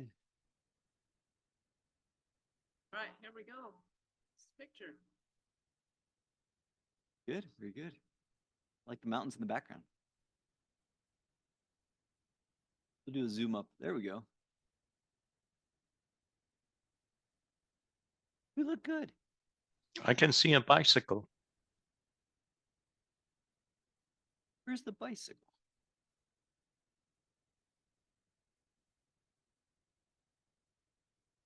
Yeah, I was gonna say, it's like, where's Waldo? Like, I don't see a bike. Right, All right. definitely do.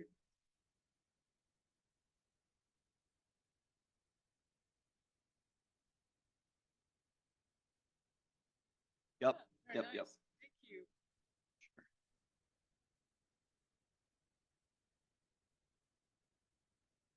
Okay, hopefully online everybody can see. Yeah, online. So what I did was I went back through the work plan deliverables that we talked through Tuesday and a little bit of Wednesday, and I tried to make the adjustments as I understood. So I'd like for sort of accuracy, if we can sort of walk through these one more time quickly and let me know if I got anything wrong. The first one was something that Jorg and I were trying to coordinate a little bit more at breakfast. So the FCDR and bringing that into the inventory, I think the agreement was yes, with a fairly broad definition of what an FCDR is. Nomenclature document for CDRs. This document, I've turned that into a separate action for a manuscript submission per the conversation. So that's the reference to that new action you see 2405 there. And then on the metadata, my understanding is we landed at saying this notion of operational fair standards would be something that we would promote, encourage, and perhaps have a checkoff box in the inventory. And but that we are not developing those operational fair standards, but we would sort of, as whatever that group was that Douglas Rao mentioned, we can sort of get into contact with them. And once those are available, we can have sort of a point of keeping track of whether the CDRs meet those standards or not. Is that an accurate representation of the discussion? Okay, good. Oh yeah, please. So, this fair data standards, so you want to sort of, for example, if we eventually have a FCDR inventory, so you want to have some external entity to assess if any of those FCDRs met the fair standards. Is that what you want? I'm not thinking of I'm thinking of sort of self-assessment. You know, so many of these things, it would just take extra overhead to have an independent person go in and check that. So I'm more thinking that we state what those are and have the provider, or maybe working with Alexander, say, do I meet those or not? Okay, so basically that's will be one of the questions in the FCDR inventory, see if the CDR met the fair standards, and yes or no. That's what I'm anticipating. Is that agreeable to everybody?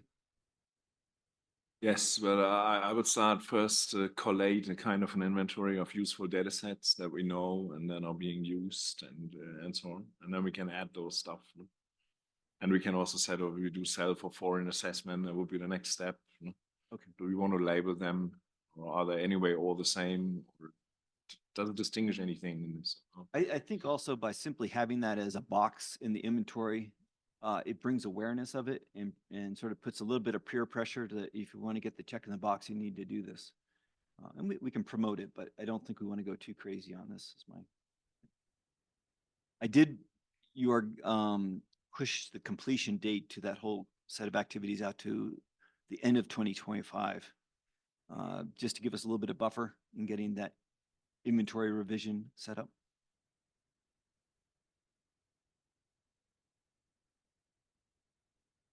What I would propose is that I think so there are 3 actions, 5, 6, and 10. Yes. I think we're going to close 6 and we're going to close 10. Because it is, so we will not deliver a nomenclature document really, because this is what we. Yes, it gets subsumed by that new action. So the only that is open is 5, and that can have this date in 25. Okay, so we will, what's the basis of closing 10? Just saying that we have a plan. No, I think, yeah, so in the matter. So 10 was reading, Working Group Climate will recommend appropriate international metadata standards to CEOS and CGMS agencies for consideration. CEOS and CGMS agencies will distribute this documentation within their agencies and foster usage. And I think what we say is basically we think that FAIR is the kind of best existing standard, and we promote that.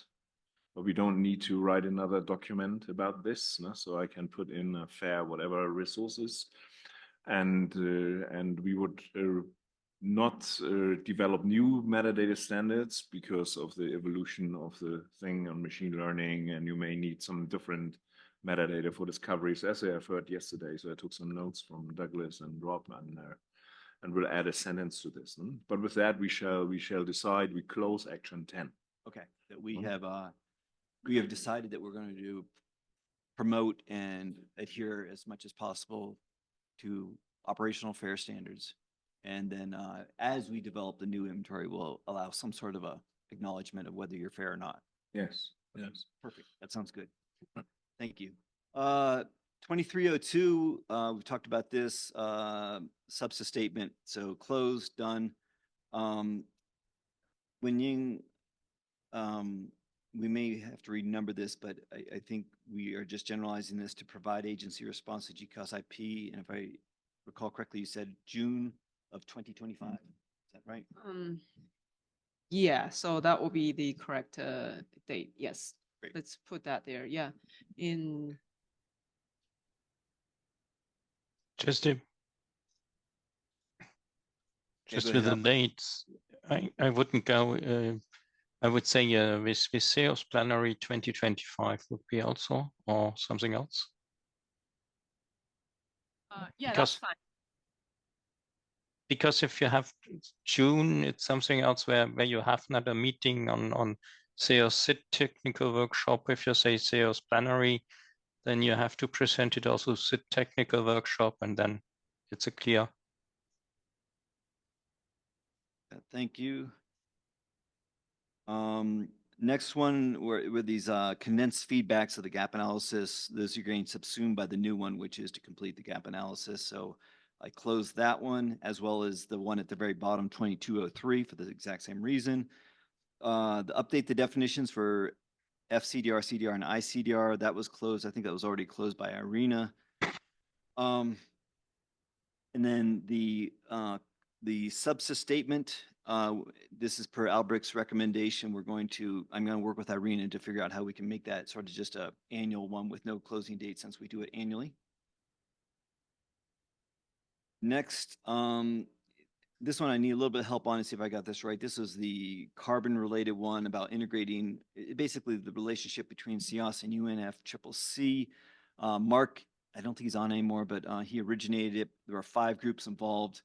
My feeling, and see if I have this correct, is that we really want to sort of see where this goes at the SIT 39, SIT 38, SIT 39, SIT 39, and we should sort of just let that one rest for now. Is that a fair statement? We're not the lead for this one anyway, so I'm not too worried, but it just seems like it's a little bit up in the air with respect to who's doing what to whom in this space, and I think they're going to try and resolve that at SIT 39. Okay, not hearing anything, I'm going to move on. The global stock take ones, as Albrecht mentioned, these basically follow the Stephen Briggs items in his strategic plan for the stock take. Most of this doesn't greatly affect us. One that did was 2203, and basically is working in part on the roadmap Annex C. So I suggest we basically put that entirely on the greenhouse gas task team and back out of that as an action for ourselves. 2210, this is the one that we feel is sort of already part of our terms of references, using the ECB inventory to identify gaps and address continuity issues. So I just say, all right, it's this is what we do, and we don't really need this to be part of the work plan. Rest of them really did not include us unless peripherally, so I don't worry about the others. Okay, hold on. Yep. Sorry. Question. So the the CARB 2002, that one is pending on the discussion with the SIT technique workshop, SIT 39. And then all the other ones, 22 from, there's like 7, Yeah. all using their own to greenhouse gas task. No, only that 2203 is what I was suggesting. I can't remember exactly how we were mentioned, but at that point, somewhere in there, I sort of felt like we had a greater role or responsibility there. And you know, basically we're not doing the update of the Annex C. That's been, Yashka's been taking care of that. I don't know what they're going to do with that one. I mean, they may say, all right, global stock take 1 is done. Let's just get rid of them all. That would probably be the smart thing to do, but I'm not quite sure how they want to handle it. Yeah, I think so. But Jeff, I mean, if you would be consistent, you would put the same on GST 22.2 if it's still actual, because that's the same action as as 03, but for land it was only a bit delayed in execution. So I think this is so the deadline, the completion dates are anyway. I think that's anyway nonsense, but I would just do the same for that, just to be consistent. And then there's this. I'll let you do that.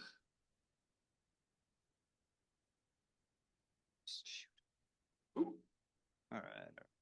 Control set.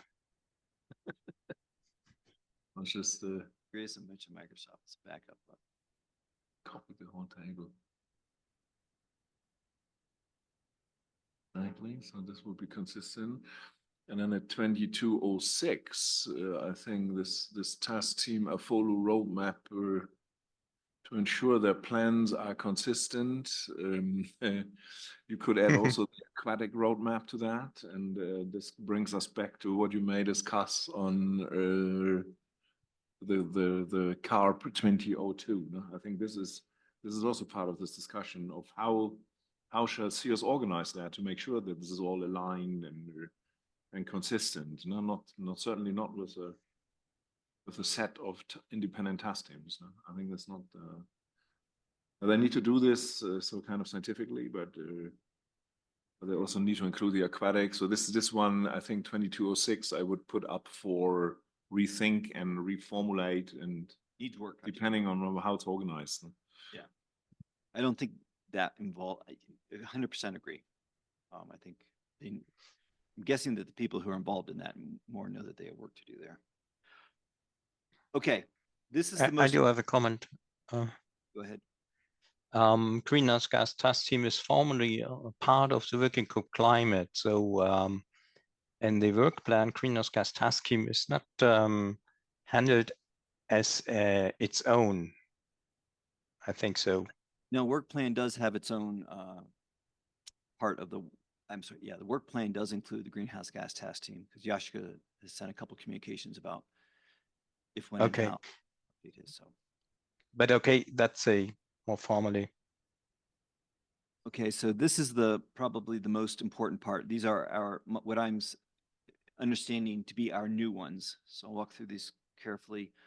Update and align the web working group climate web instances. I mentioned that on Tuesday, and Kyle and I have been in communication about that. There are at least 3. There might be more that I don't know about. Bring those up to date and get those aligned. Next one, 2402. Update the inventory content with the previously submitted records, which we think are about 50. That would be at the end of the year. I think we're on target for that. 2403, the restructuring of the ECV inventory architecture and processes. That we would put off to plenary 2025. Is that enough time? I would just change the word submission to population because there's no submission anymore. Oh, nice. I like that. 2404. This is how I said that. We can't commit to producing it because we don't know if we'll get approval, but we can at least submit a COP side event proposal to our leadership agencies to try to get that. Comfortable with that one? Rather not put that. You would not, what? Yeah. I don't think we should put that on the deliverables just because I'm not comfortable that we will get there, and also depends on the agency approval. So this was just a submit proposal, but you don't even want that. Jesse, comment? Jeff? Yeah, go ahead, Albrecht. Do you need really to submit this COP site event to the leadership agency? So you can say, okay, submit a COP site event proposal? I think there has to be some diplomatic channel you go through to get space. You're asking a good question, Albrecht. I'll be honest. I know of one route. There may be other routes. To be honest, the SCO had such a footprint in COP amazed me, frankly. I No, don't know what I mean is, if you like to have a COP site event, the most difficult part is how to get it into the COP environment. Yes. And it's quite difficult to find an agency, either it's a leadership agency or something else. What you can do is currently is to submit a site event proposal. You know? Yeah, Wendy is asking to who, and I have the same question. Okay. It does mean that you submit an to whom? You mean that's very easy. Recognize we're not coming. We need to do more work and research this more. So premature to put so in that. though it would be better to say work out in COP site event proposal. Pardon me? Work out. Yeah. I think we should not have an action, but do it. Yeah.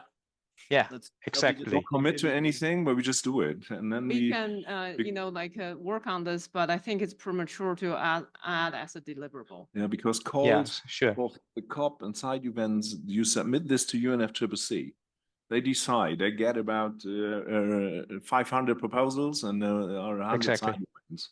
So you need to have an idea what you want. You need to team up with others to make it strong. And then who those others are, you need to figure out. And then you do a joint submission. And maybe you have two side events in one block. No? So we'll learn the And so on. process this year. Yeah, and but we'll it get could done happen maybe that you have it also in the green zone, then you don't need the in that way. We'll figure that out. 2405, submit the manuscript with the updated definitions allowed for the end of the year. Get that submission together. 2406, submit the merge gap analysis report to CGMS and CEOS plenaries for approval. That look good? This is earlier, no? So because we will ask It's in June. We will ask approval, so the date should be CGMS plenary or 30th of June. What about the CEOS plenary? No, we let them do this in writing. I will not wait to October. No, we do this at the same time, and I mean, in the past, many things decided by CEOS plenary were done by CGMS in writing, and now we just turn this over and do it the other way around. There's no reason why we should not. Let's not show preference. Okay, very good. So I've adjusted that one to be June 30th instead of 12. 2407, submit the 2024 coordinated action plan to CGMS and CEOS plenaries for approval. Same thing.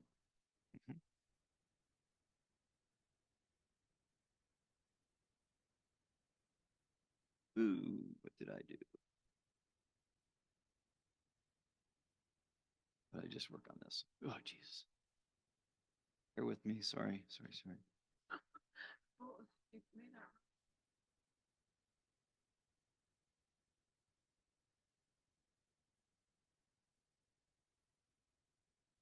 Very last one, document the global stock take 1, lessons learned and recommendations for global stock take 2. I wasn't quite sure if that's where we landed on this one or not. So I'm open that to the floor now. Is that something that we feel responsible for doing, or should we have it as an action? I think the first, if we, assuming we keep it, I would delete what is in the parentheses, co-led by Greenhouse Gas TT. I would not do that. No, because they delivered basically the stuff to the global stock take. I think the lesson learned review, we can interview them, what they think, and Jaska had a pretty well-defined opinion about that. That's good. But a bit of independence, no? Okay. So it's better the working group would do this kind of lesson learn and issue it. It has a bit more weight than just a task team or a working group. But we need to think about, before we put it here, what do we really want to do, no? In that, no? Because we know what happened, web pages were built, so the outside of the working group climate, and there are data submissions. Or I think the first question I will always ask in such a process is, the parties of UNFCCC, they don't want data. They want information. So if you can submit a report that is saying what those data mean for them, that would be much better received than submitting a CO2 total column data set. No? And just ask a party delegate member what they would do with this. Nothing. They don't know what it is. They have no interest in finding out what it is. So this goes from the scientific to the political dimension, and CEOS is too much on the scientific side, and That would and be they don't part of see such it, a I guess. document. Yeah. The real question I would ask is not that, but is who's going to do the work? This was just my question also, because I'm gonna assign it to Albrecht, but Sign No, it to no. Albrecht, and we give him until the end of 25. all right, we're Because done. there's no urgency, no? So I yeah, don't know what that's takes that's us what in I 26 would again. propose also, not to go for 2024, because you need a lot of input. Okay, fair. That's good. I also don't want to wait too long because these things can become stale, or things get forgotten. But 2025 seems reasonable. Could always be delivered earlier. But seriously, Albrecht, is this something you'd be willing to take on, or can? If there's anybody else. We can. No, I think we have to group some people from the working group on this, because it's not something else which can be done by one single person. Well, especially since we, again, as Jörg just said, it really wasn't us doing the work, so we don't have, I can't just start writing out the document, what I learned. I didn't do the work. Like David Chris or somebody could do that. But Yeah. what we could do, I think, Albert, if you would sign up, you would just be getting the lead for that. No? So you would follow the activity arm, and of course you need other people. But I think we could do that, because a simple thing that we can do is we can go back into looking at the process of UNFCCC. Yes. So there was always this timeline that Joanna Post has shown. So when the inputs to the stock take, what happens to them, and so on. No? So we could take that process and match Yes, that and then we come process back. against what CEOS has done. And then you would already see that, okay, at this time we were pretty much in hectic, and then we delivered some completely not mature stuff because we didn't have anything what we wanted, and all this kind of things. No? And out of that, you may derive some things that are useful. No? I think others, I don't know if other CEOS entities want to do similar things. No? So then you could join up those. We would not have any commitment on being complete in this assessment. No? This would be, what does the working group climate would think is the lesson learned about this? No, it's not more than that. But it could be good enough to push a couple of things in the right direction, maybe. No? You're not submitting it for peer review. We're simply just trying to get some lessons. So we don't do it for whole CEOS. We don't have the idea to do it for everybody, no? Unless they want us to do it for everybody. No?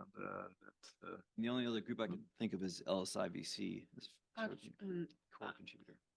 Okay. Actually, this will be on the SIT 39 agenda. I think that's the SIT chair want to do this, so that can be a complementary to what the SIT chair's priority.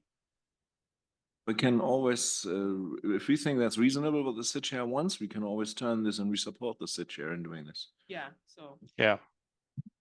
Maybe just make a note in here. Be decided by the situation, or I can just say. Jeffrey, continue. I'm just trying to understand how to word it. That I think that's a good point. If Osamu's going to take this, fine, good. Just needs to get done. Maybe I'll just put in there, possibly led by. about like a collaboration between WGC and SIT? I'm good with that. I would formulate collaboration. This is quite good. All right, I said led or co-led, but I think it kind of means the same. Yes. Okay, thank you very much for going through that. If everybody's comfortable with that, I'll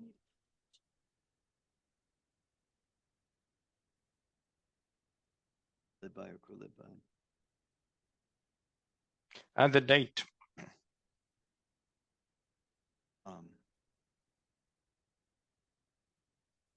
You mentioned the date is end of December this year.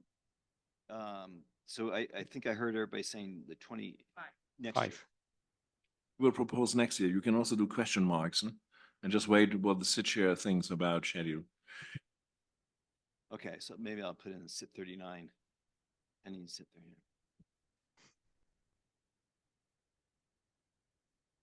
Okay, that's all I wanted to cover there. Does anybody else have something I missed, gaps, or they're feeling squeamish about any of this? Just there's one inconsistency. The work plan must be presented SIT 39 in a consolidated version for approval. So if you write there, possibly led by or co-led by SIT chair pending SIT 39, it comes a bit into. It's not going to be approved at SIT 39 because No. Because of the timing, it's going to be done virtually afterwards. So okay, it's what it is, right? It's they need to have that discussion. SIT 39 is going to be very important for this. So I'll work with Irina on how to phrase that, but I think if there are outcomes from SIT 39 that affect the entire work plan, they will allow for an adjustment before final approval. Okay. Okay, thanks. We went through that. Okay, so now I'm going to sort of start to wrap up, probably what everybody's been waiting for. So this is what the charge was to this particular meeting. So let's walk through this for a second, see how we did finalize the 2024 work plan. I think we just did that minutes ago, so let's get a check there. Nominate and approve the next vice chair, check. Kick off the 2024 part of the Space Agency response to GCOS IP. Got that one, check. Finalize the gap analysis report for release and finally associated coordinated action plan. Not quite finalized, but the assignments are in place and we have a plan to get there. So I give us a mostly big check there, 90% check. And coordinate with partners. I think we had a lot of great discussions, both with Lightning Talks and and with SCO. I thought that I appreciate the richer conversation this morning with SCO. That was one of the better conversations I think we've had with them.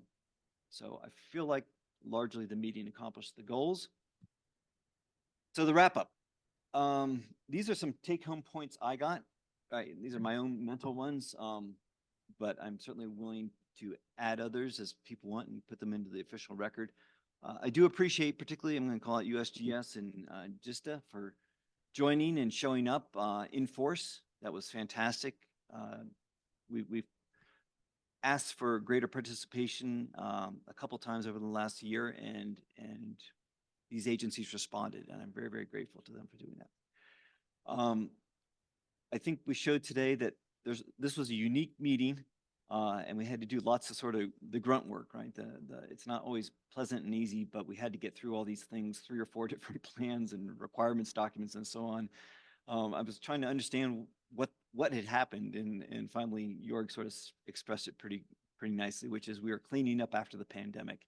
And I think that puts in context of why this was a unique and particularly challenging meeting. But again, appreciation to everybody for sticking in there and making great progress.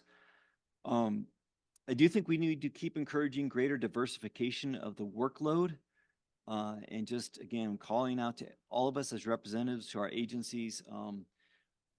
We represent and can use our entire agencies as reach back. So where we know of an expert, but we are not the expert, we should still take the actions, volunteer to take the actions, and then reach back into our agencies as possible to take on some of this.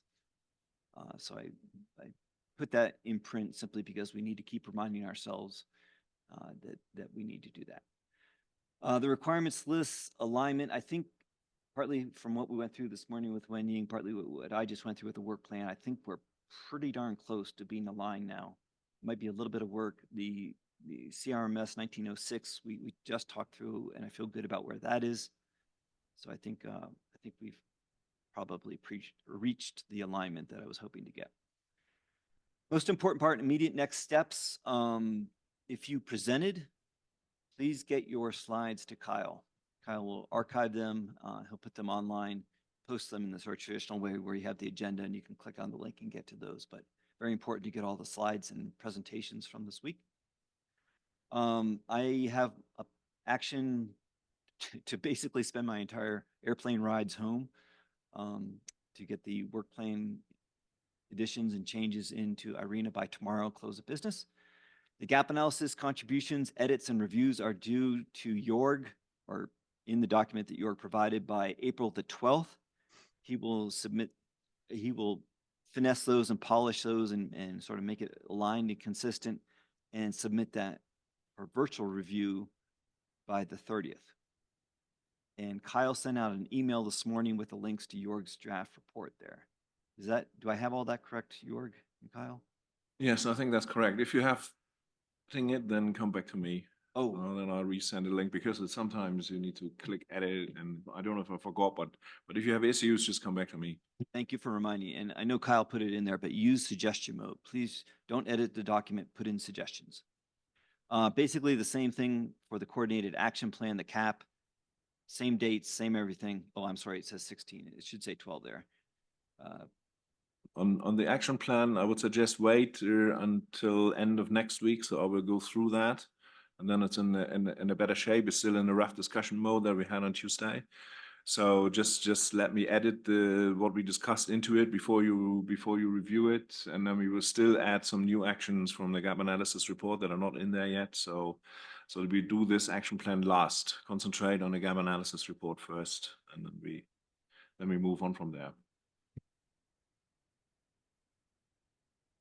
Thank you. Consider options for homogenization of the SARGIP process. This is the one that Suzanne brought up, so I wanted to acknowledge that. Next one. Oh, now we're sort of off the heavy work items. So reimburse Jeff if you ordered specialty drinks from Starbucks. I've got the list. I'll show it here at the end. Folks who ordered tea or decaf, no charge to you. I'll take care of that. I want to do a special thanks. I don't know if anybody's online, or I guess we lost Walt, but I really appreciate the lightning talk presenters. I want to acknowledge them. I want to thank the man on my right, Kyle, for like this, you don't see all the work that went into the preparation. And Kyle started in December. I can't remember whether it was November, December, and trying to figure out how we were going to do this, putting on a meeting in a town that's about 8 states away and 2 airplane flights from where your home base is not a trivial thing. So Kyle did an amazing job of connecting with the folks in the back of the room, Kelvin and Fletcher, and other people in UCAR to do so much. And did the daily coffee runs, and he bought food. If you've been wondering why there's always been this incremental addition to the food out front, it was due to Kyle. The donuts this morning, Kyle, he did a lot here. So let's take an opportunity to thank Kyle. Appreciate that, Kyle. And also Kelvin, Fletcher, and other people in the UCAR team. Right now, you're only seeing 2 of them, but there have been at least 5, I think, possibly more, who've somehow touched this thing. I think this venue has been fantastic. I think the IT connectivity and just having professionals in the room has been a tremendous benefit that we normally don't get. And so I'm very grateful to you guys. And that's all I have. So I open up the floor to anybody either online or in the room. Are there things I missed or other acknowledgements that I should point out? Thank you to the Corner Bar and Sushi Zanmai.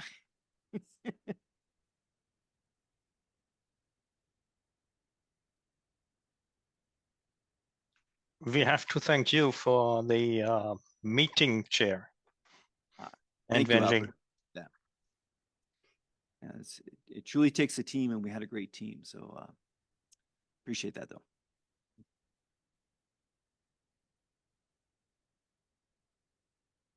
So do you have any idea of the next meeting?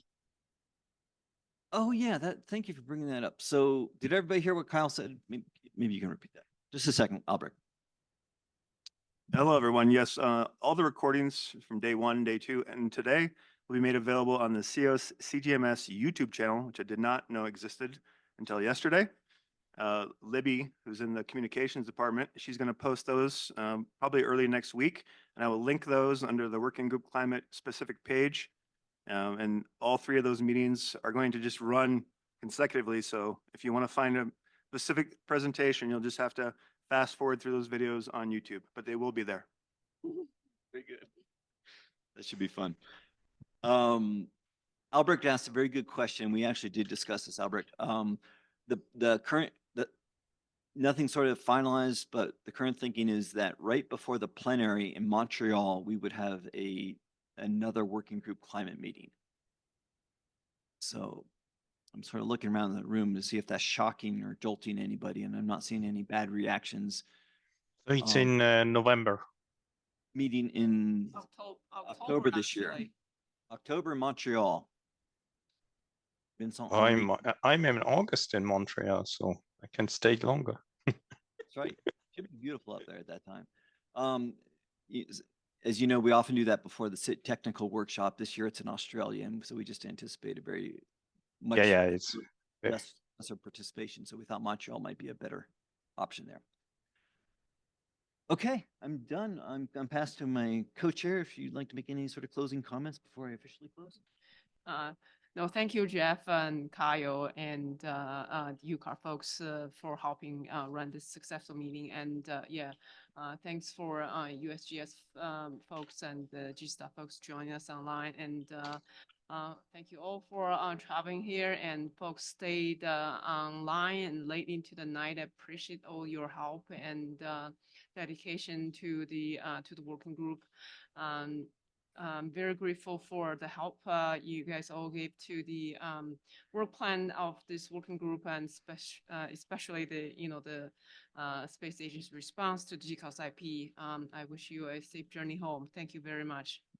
Thank you, Wenying. And I refer to Wenying as my co-chair, which technically she's a vice chair, but she's been so helpful, and we meet every week, and she's done so much for this organization. So I think co-chair is actually a better representation of what she actually does for this organization.